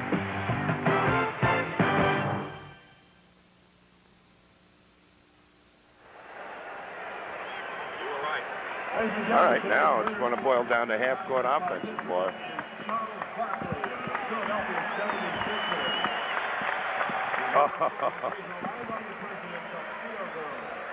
One, two, three. Is my audio up enough? Yes.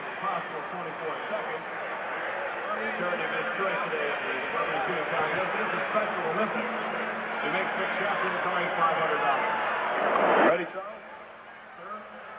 Go. I just talked to Parrish. You want me to do it or want me to tell you? There's one.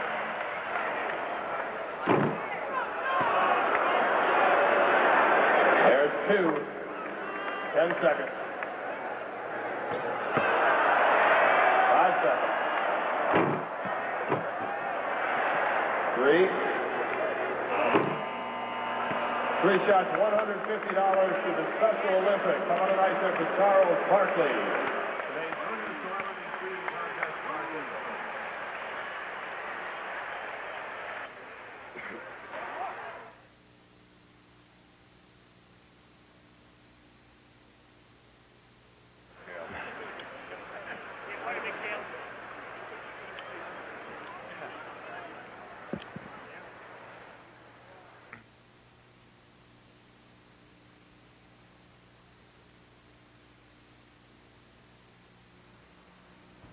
CBS Sports coverage of the 1987 NBA playoffs is sponsored by Ford and your Ford dealer. Have you driven a Ford lately? Liberty Mutual for your auto, home, life, and business insurance. And by Fram, Bendix, and Autolite, which are all quality products of Allied Automotive. And the crowd in Detroit giving their Pistons a send-off as they start the 4th period.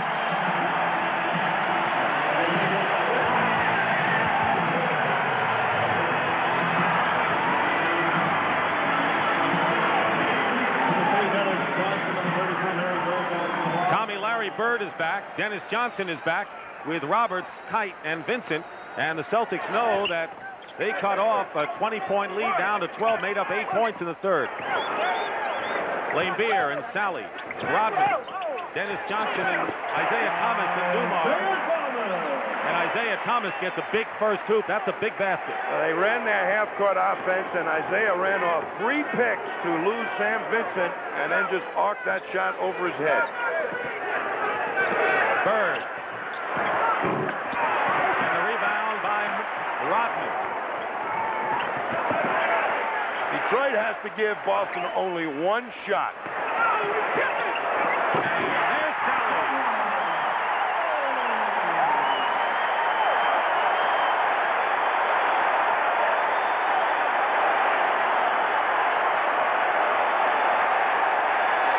Timeout, Boston.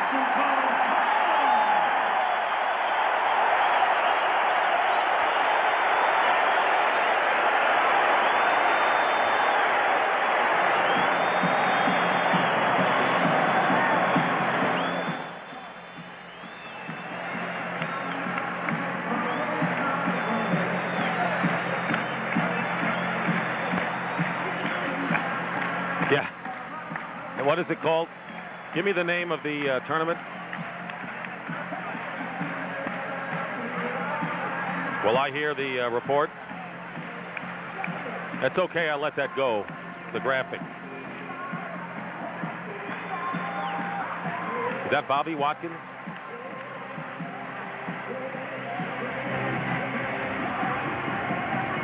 Mikey? I let the thing go because it spoke for itself, the summary.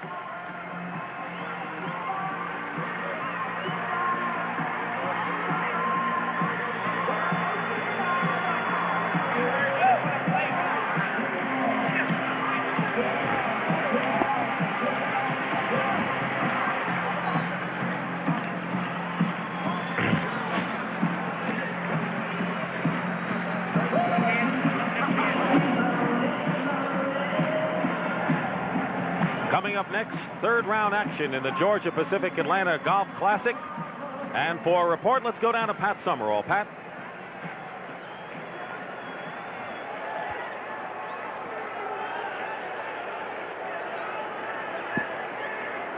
Ladies and gentlemen, your attention, please. Today is once again been proven that Michigan sport fans are the greatest in the country. Today's attendance of 23,545 makes the Pistons season attendance surpass the 1 million mark in fan attendance for a single season. The Pistons thank you for your tremendous support. During the next 5 hours, a seat location will be announced. Commemorate this special occasion, one lucky fan will win a trip. Thank you very much, Pat. And I guess this is Detroit's house. The Silverdome. Pistons have scored 4 quick points to start this final period.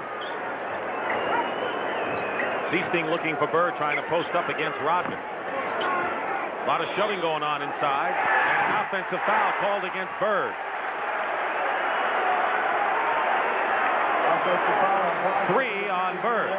Bird trying to get it going, get good position low post. He's really hooked Rodman with his arm, and Rodman knew it, and he's certainly glad that the referee saw it too. Bird is on Laimbeer, Roberts on Rodman, and Kite is on Sally. Thomas goes around Seaston, doesn't get the roll, and fought for the Pistons inside Sally, and they call the offensive foul. They just nudged them completely under the backboard. Was it a foul or just lost by the Pistons? I think it hit the bottom of the backboard. Right, okay. No foul. 97-81 Pistons. Came into this game losing the first 2 at Boston Garden, knowing they had to win this game to have any kind of hope of getting back in the series. Well, they certainly have responded to the challenge, but they got that master man there trying to find open people. Seasting, and the 24-second clock goes down, and Bird and Laimbeer go at it.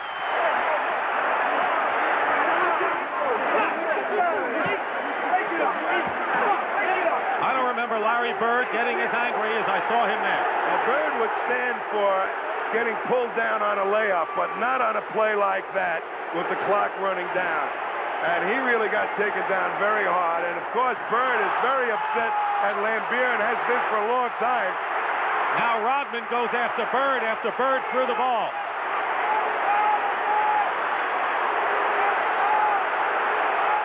This thing's out of control.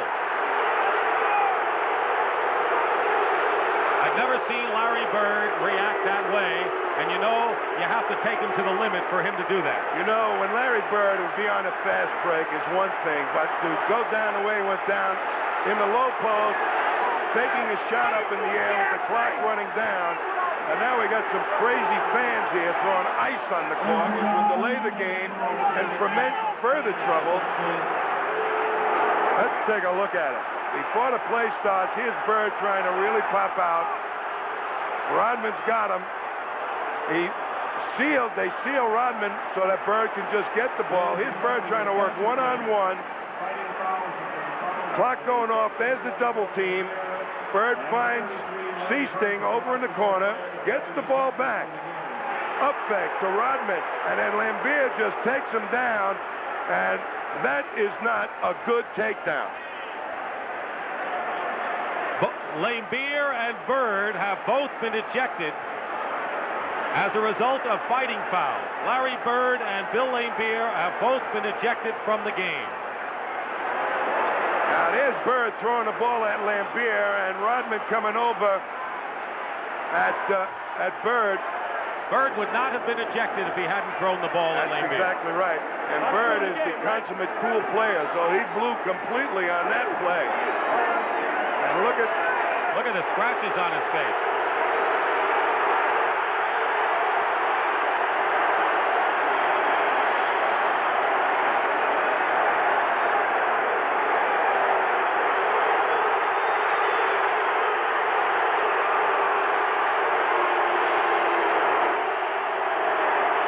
Bird is gone. Laimbeer is gone.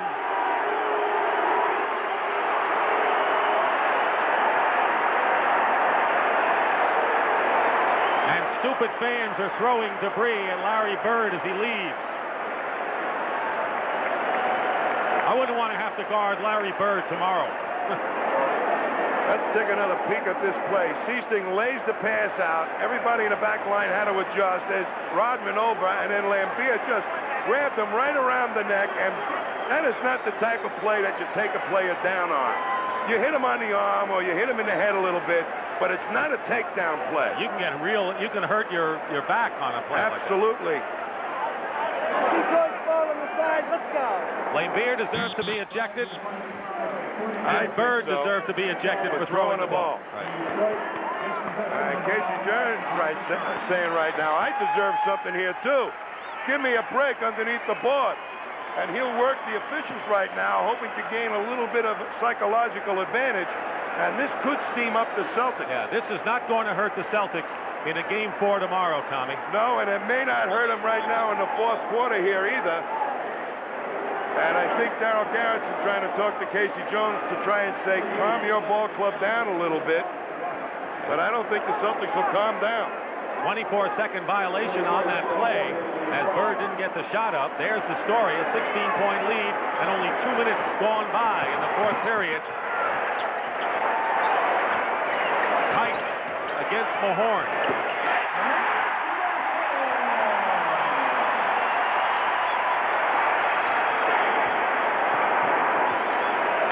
Point lead for the Pistons. Their biggest lead was 23. They had a 20-point lead at halftime and a 3-point shot by Jerry Seasting.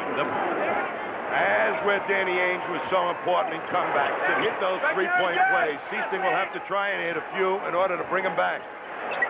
Thomas for 3, comes right back. I think there was an answer to that message with Thomas going for the 3.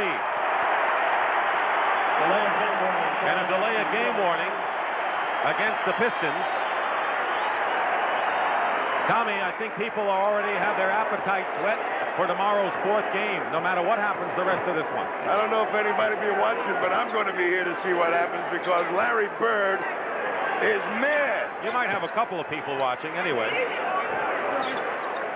Dennis Johnson. Sally. To Rodman.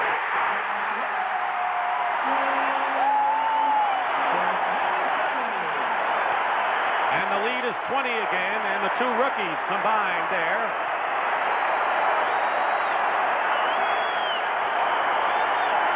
This crowd's loving it. Bird ejected. Laimbeer ejected. And Dennis Johnson drives in for 2. And keep in mind, the Celtics have not played the second half without Robert Parrish, or played without Robert Parrish, who re-injured his ankle. Sally is fouled as he goes up. And this series will continue tomorrow, Game 4, here at the Silverdome. We'll be with you at 3:30 Eastern Time, and the rest of the series, should there be a 6th game, we will be here in Pontiac Thursday night at 9 o'clock Eastern for Game 6, but that's a long way away. Connor Henry has checked in for the Celtics as Seasting takes a breather. Connor Henry is a 3-point shooter, and I think at this particular point, Casey Jones has not totally conceded the game, but Connor Henry will have difficulty defending against Isaiah Thomas. Henry did not play in the first 2 games of the series.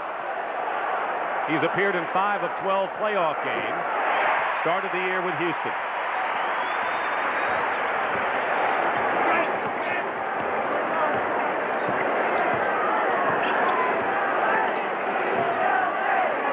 McHale, and the pass by Dennis Johnson overthrown. Number 31, Fred Roberts. Casey Jones is making a prudent move right here. Yeah, resting McHale.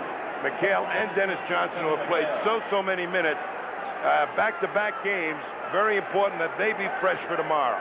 So Casey Jones is conceding this game. That doesn't mean that if these guys who are out there now don't bring it back close, you may see him again, but basically he's saying, I'm going to play the percentages now and rest my veterans. And I wouldn't be a bit surprised to see some of these Celtic players play a little rock and sock and basketball against these Pistons right now.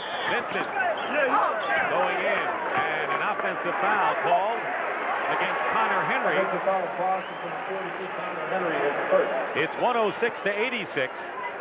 And coming into this game, the Pistons were down 2-0, and this really was the game for them.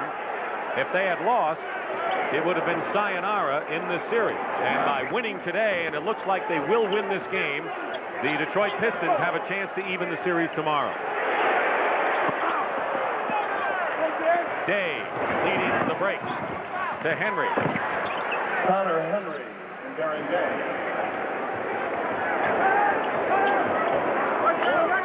That fight really fired up the Pistons also, and they become much more aggressive on their own offense. And that's been a good sign for them, but they really played great basketball in that first half to get that 20-point lead by halftime. And a 3-second violation called against Detroit. Dennis Johnson has hurt his elbow. He's had an elbow problem earlier in the year. Maybe this is where it happened, Tommy. Well, he drove to the basket and kind of collided with somebody, made the basket, but hit his elbow on the floor. And that's going to be a hurting thing for DJ. Vincent using a tight screen. Mahorn the rebound. Talk about fired up people.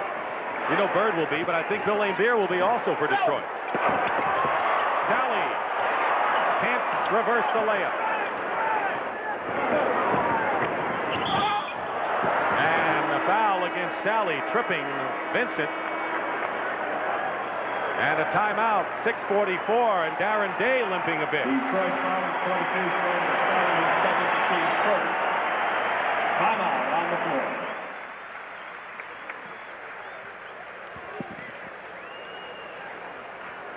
As Darren Day, who twisted his ankle. We're in commercial.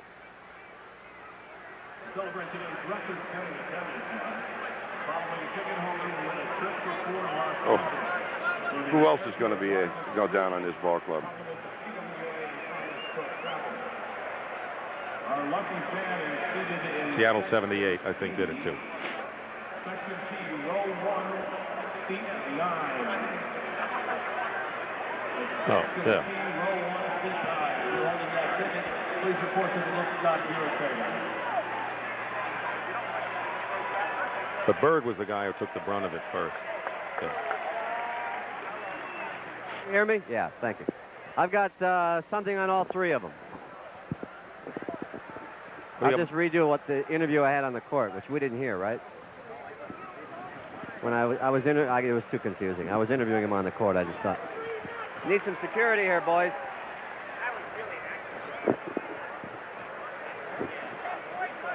Well, I would like to see the locker room area. Yeah, I'd like to see this area behind me. I'd like to see Mark Wolf. Yeah, hold on.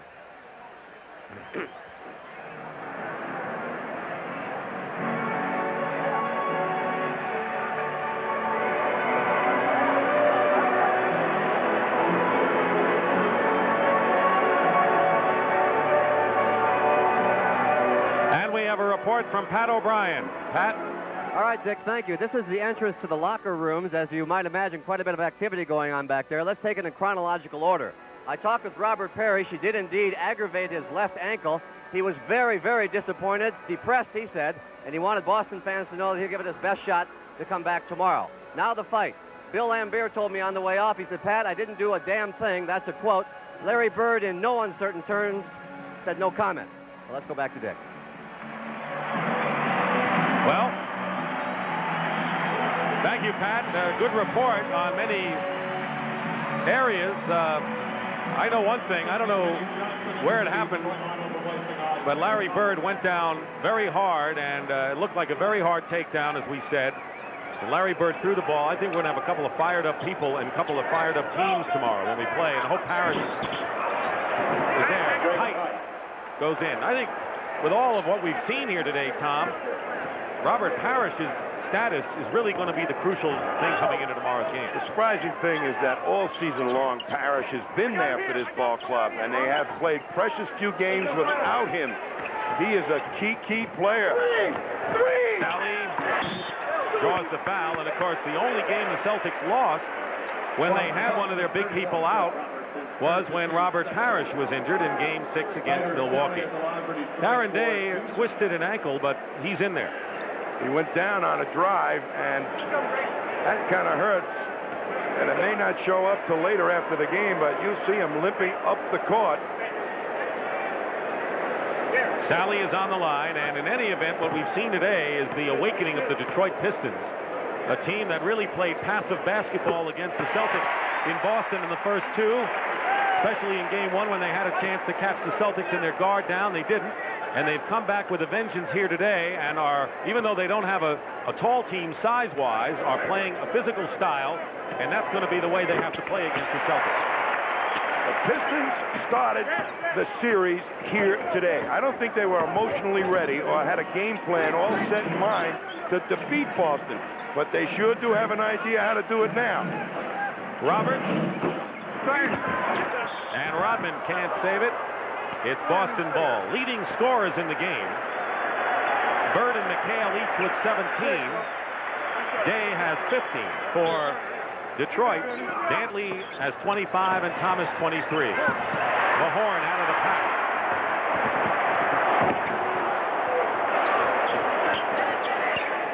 Into Sally. He's fouled. Isn't it amazing, Tommy, with the problems we've had on the court, Rick Mahorn was not part of any of them. I think he's trying to change his image out here in Detroit. For years, he was known as one of those bad guys, but out here he's just been a hustling, aggressive, physical player. He won the power forward spot after Sidney Green started 69 games this year and then was benched when Mahorn came on strong. And there's Sidney. And on the line now is Sally. Talk about Sally's effectiveness. 8 points and 7 rebounds. Now 9. And here was a guy who was a little skittery in the games in Boston. So is Rodman. And it looks like coming home was the best thing for the two Detroit rookies. Got a little home cooking yesterday when they got here. And their minds are more familiar with the fans, the pressure, and playing in the Silverdome. 20-point lead for Detroit. Sally rebounds the miss by Day. You want to know where Robert Parrish is? Re-injured his ankle, did not play the second half, and Larry Bird and Bill Laimbeer were ejected early in this fourth period for punching foul. Height the rebound, and he's fouled. Detroit foul with 15 minutes. Johnson, his fifth. Johnson commits his 5th foul. Casey Jones is just coaching his brains out right now, trying to get this Celtic ball club back down to at least 10 points with 3 minutes to go. Right now he's got 5:10 on the clock. Hits it. Dumar's doing a good job on him, and Roberts hits. It's 110-92, and it's an 18-point game.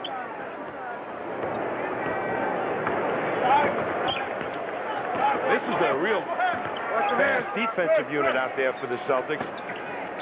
And they can go out and harass people, but the Pistons have some excellent ball handlers.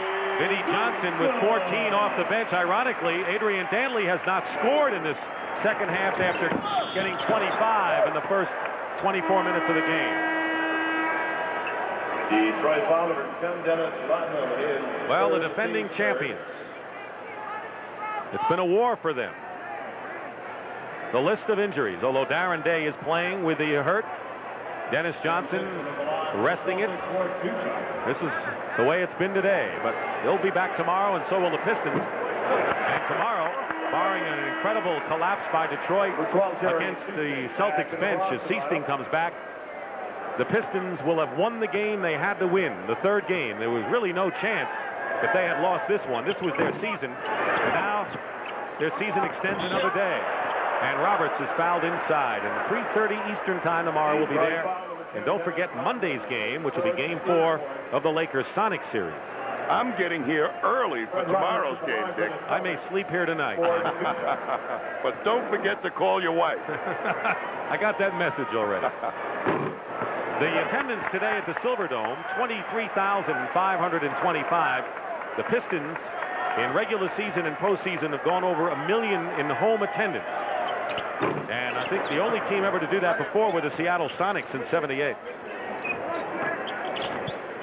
Celtics tonight must figure out a way to try and take the pace away from the Pistons, but particularly Isaiah Thomas. And then Vinnie Johnson did it too in that second quarter. Sally from Dumars. 114-93. In the first two games, Dick, the Pistons took the pace of the game away from themselves. Day was trying to pass it to Kite. Turns it over. Throws it away.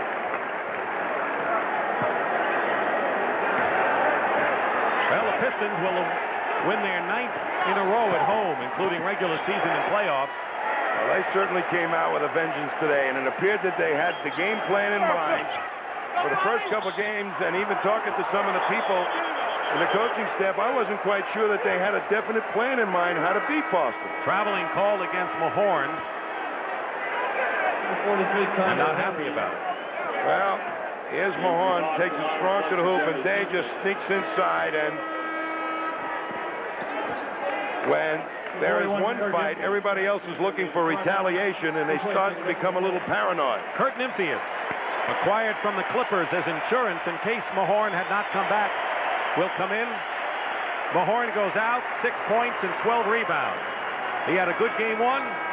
He's had a good game 3. And Isaiah Thomas in this first half did an absolutely fantastic job. Oh.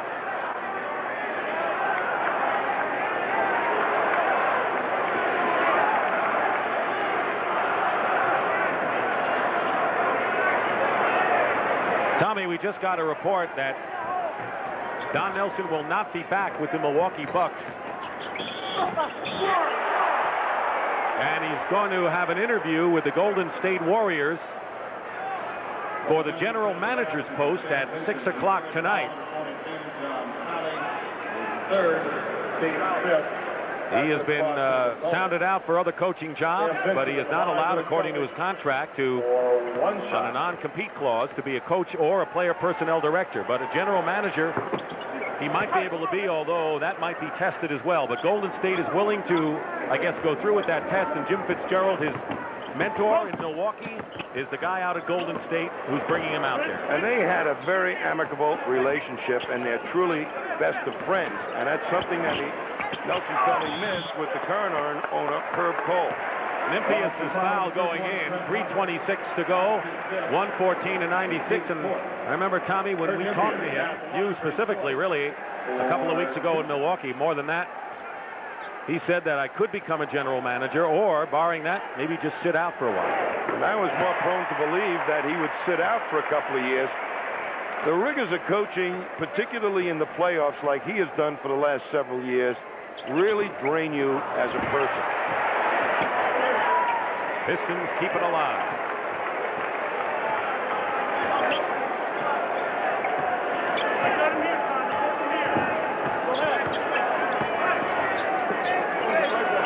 Nine on the clock. Vinnie Johnson. And the rebound and a loose ball foul. At the conclusion of the game, Tom and I will select the Miller Lite Player of the Game, and in conjunction with the award, Miller Lite will present a check in the amount of $1,000 to the National Multiple Sclerosis Society in that player's name.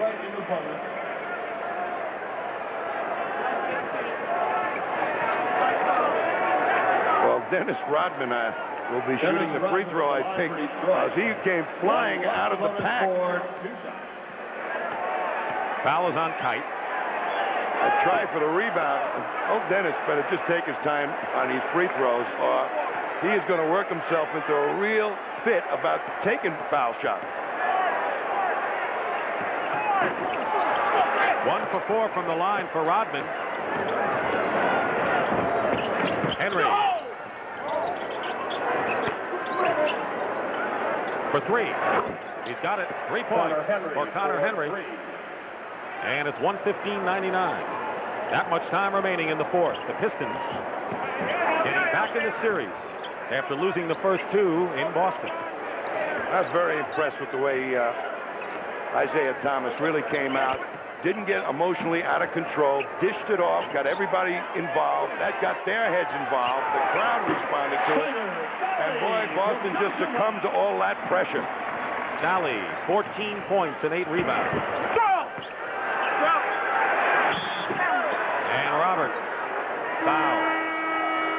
Celtics using their bench down the stretch all the way and hoping that they'll have their 5 back tomorrow.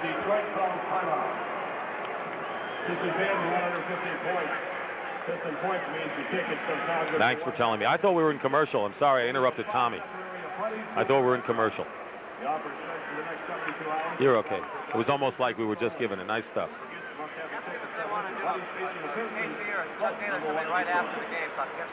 You want to do KC or Chuck Daly? O'Brien wants to know.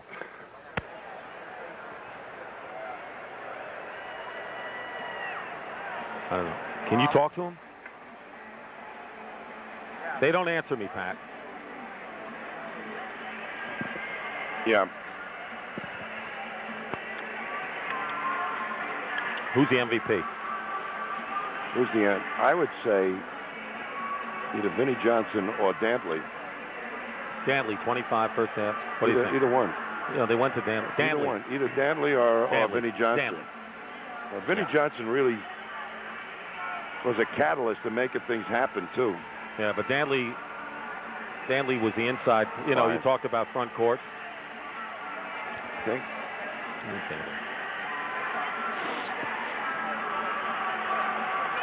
Yeah. Yeah.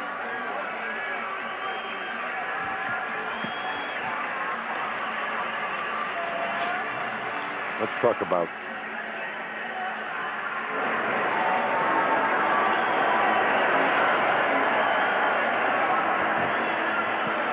Bobby Watkins has a 1-stroke lead in the 3rd round, and you'll see action coming up next on CBS in a close contest at the Georgia Pacific Atlanta Golf Classic. Tommy, what about the Pistons tomorrow? We talked a lot about the Celtics and their health and what they have to do. What about Detroit?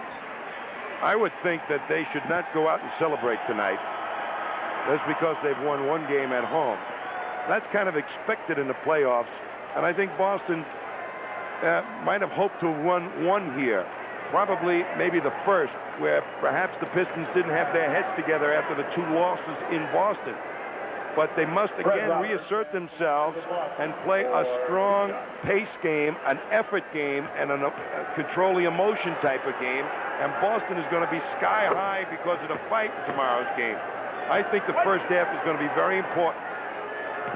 Of course, I think Laimbeer and the Pistons aren't necessarily going to be quiet as a result of the fight either. Nope, I don't think they will, but it is one of those things that when you're at home, when you get in a fight, the fans are with you. When you're on the road, they're against you.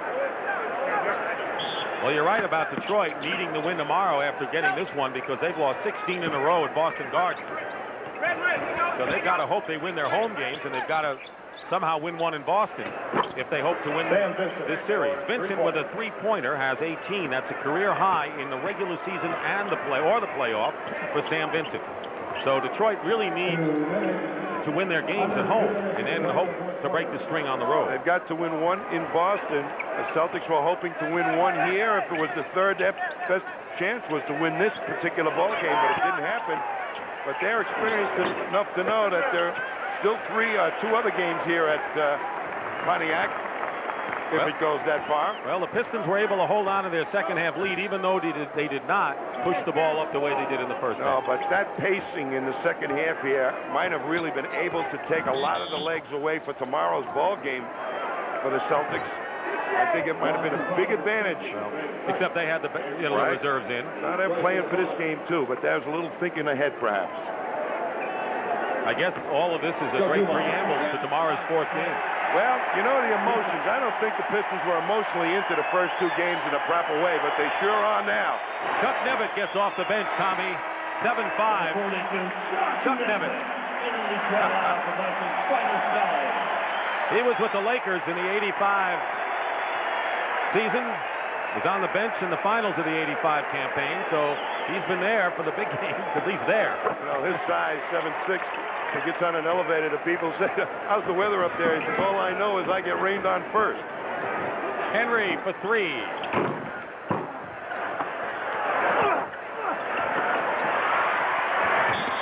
And Rodman is fouled. Greg Kite, and he's fouled out. Kite with his 6th foul. 119 to 104. And the worst Celtic playoff loss since the Lakers did a number on them in Game 3 a couple of years ago. Tony Campbell comes in for the Pistons. Former #1 draft pick from Ohio State. And he's really in a disappearing act in time and shooting and everything, Campbell. Dumars goes out. I happen to think Tony Campbell is an exceptional offensive player that up front, but when they got Adrian Dantley, his minutes went down dramatically, and then Rodman really moved the feet better on defense, and he lost his time. Dantley with 25. Laimbeer 18. Thomas 23. Dumars 15 and Sally 14. Vinnie Johnson 14 points. No basket. No basket. Offensive foul on Boston. And the offensive foul on Sam Vincent. 120 to 104. A lot of points by the Pistons today. They had 73 at the half. Under a minute to go.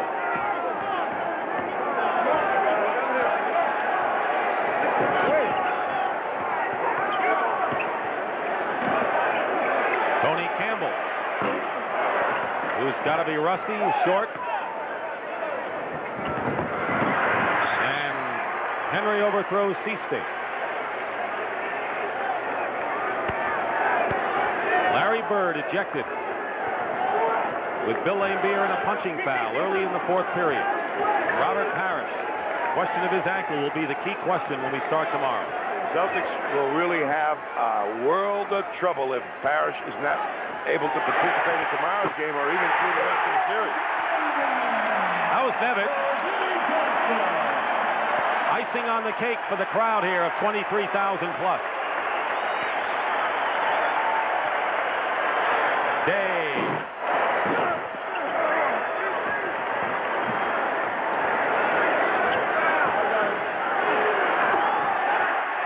And Nevitt, a presence.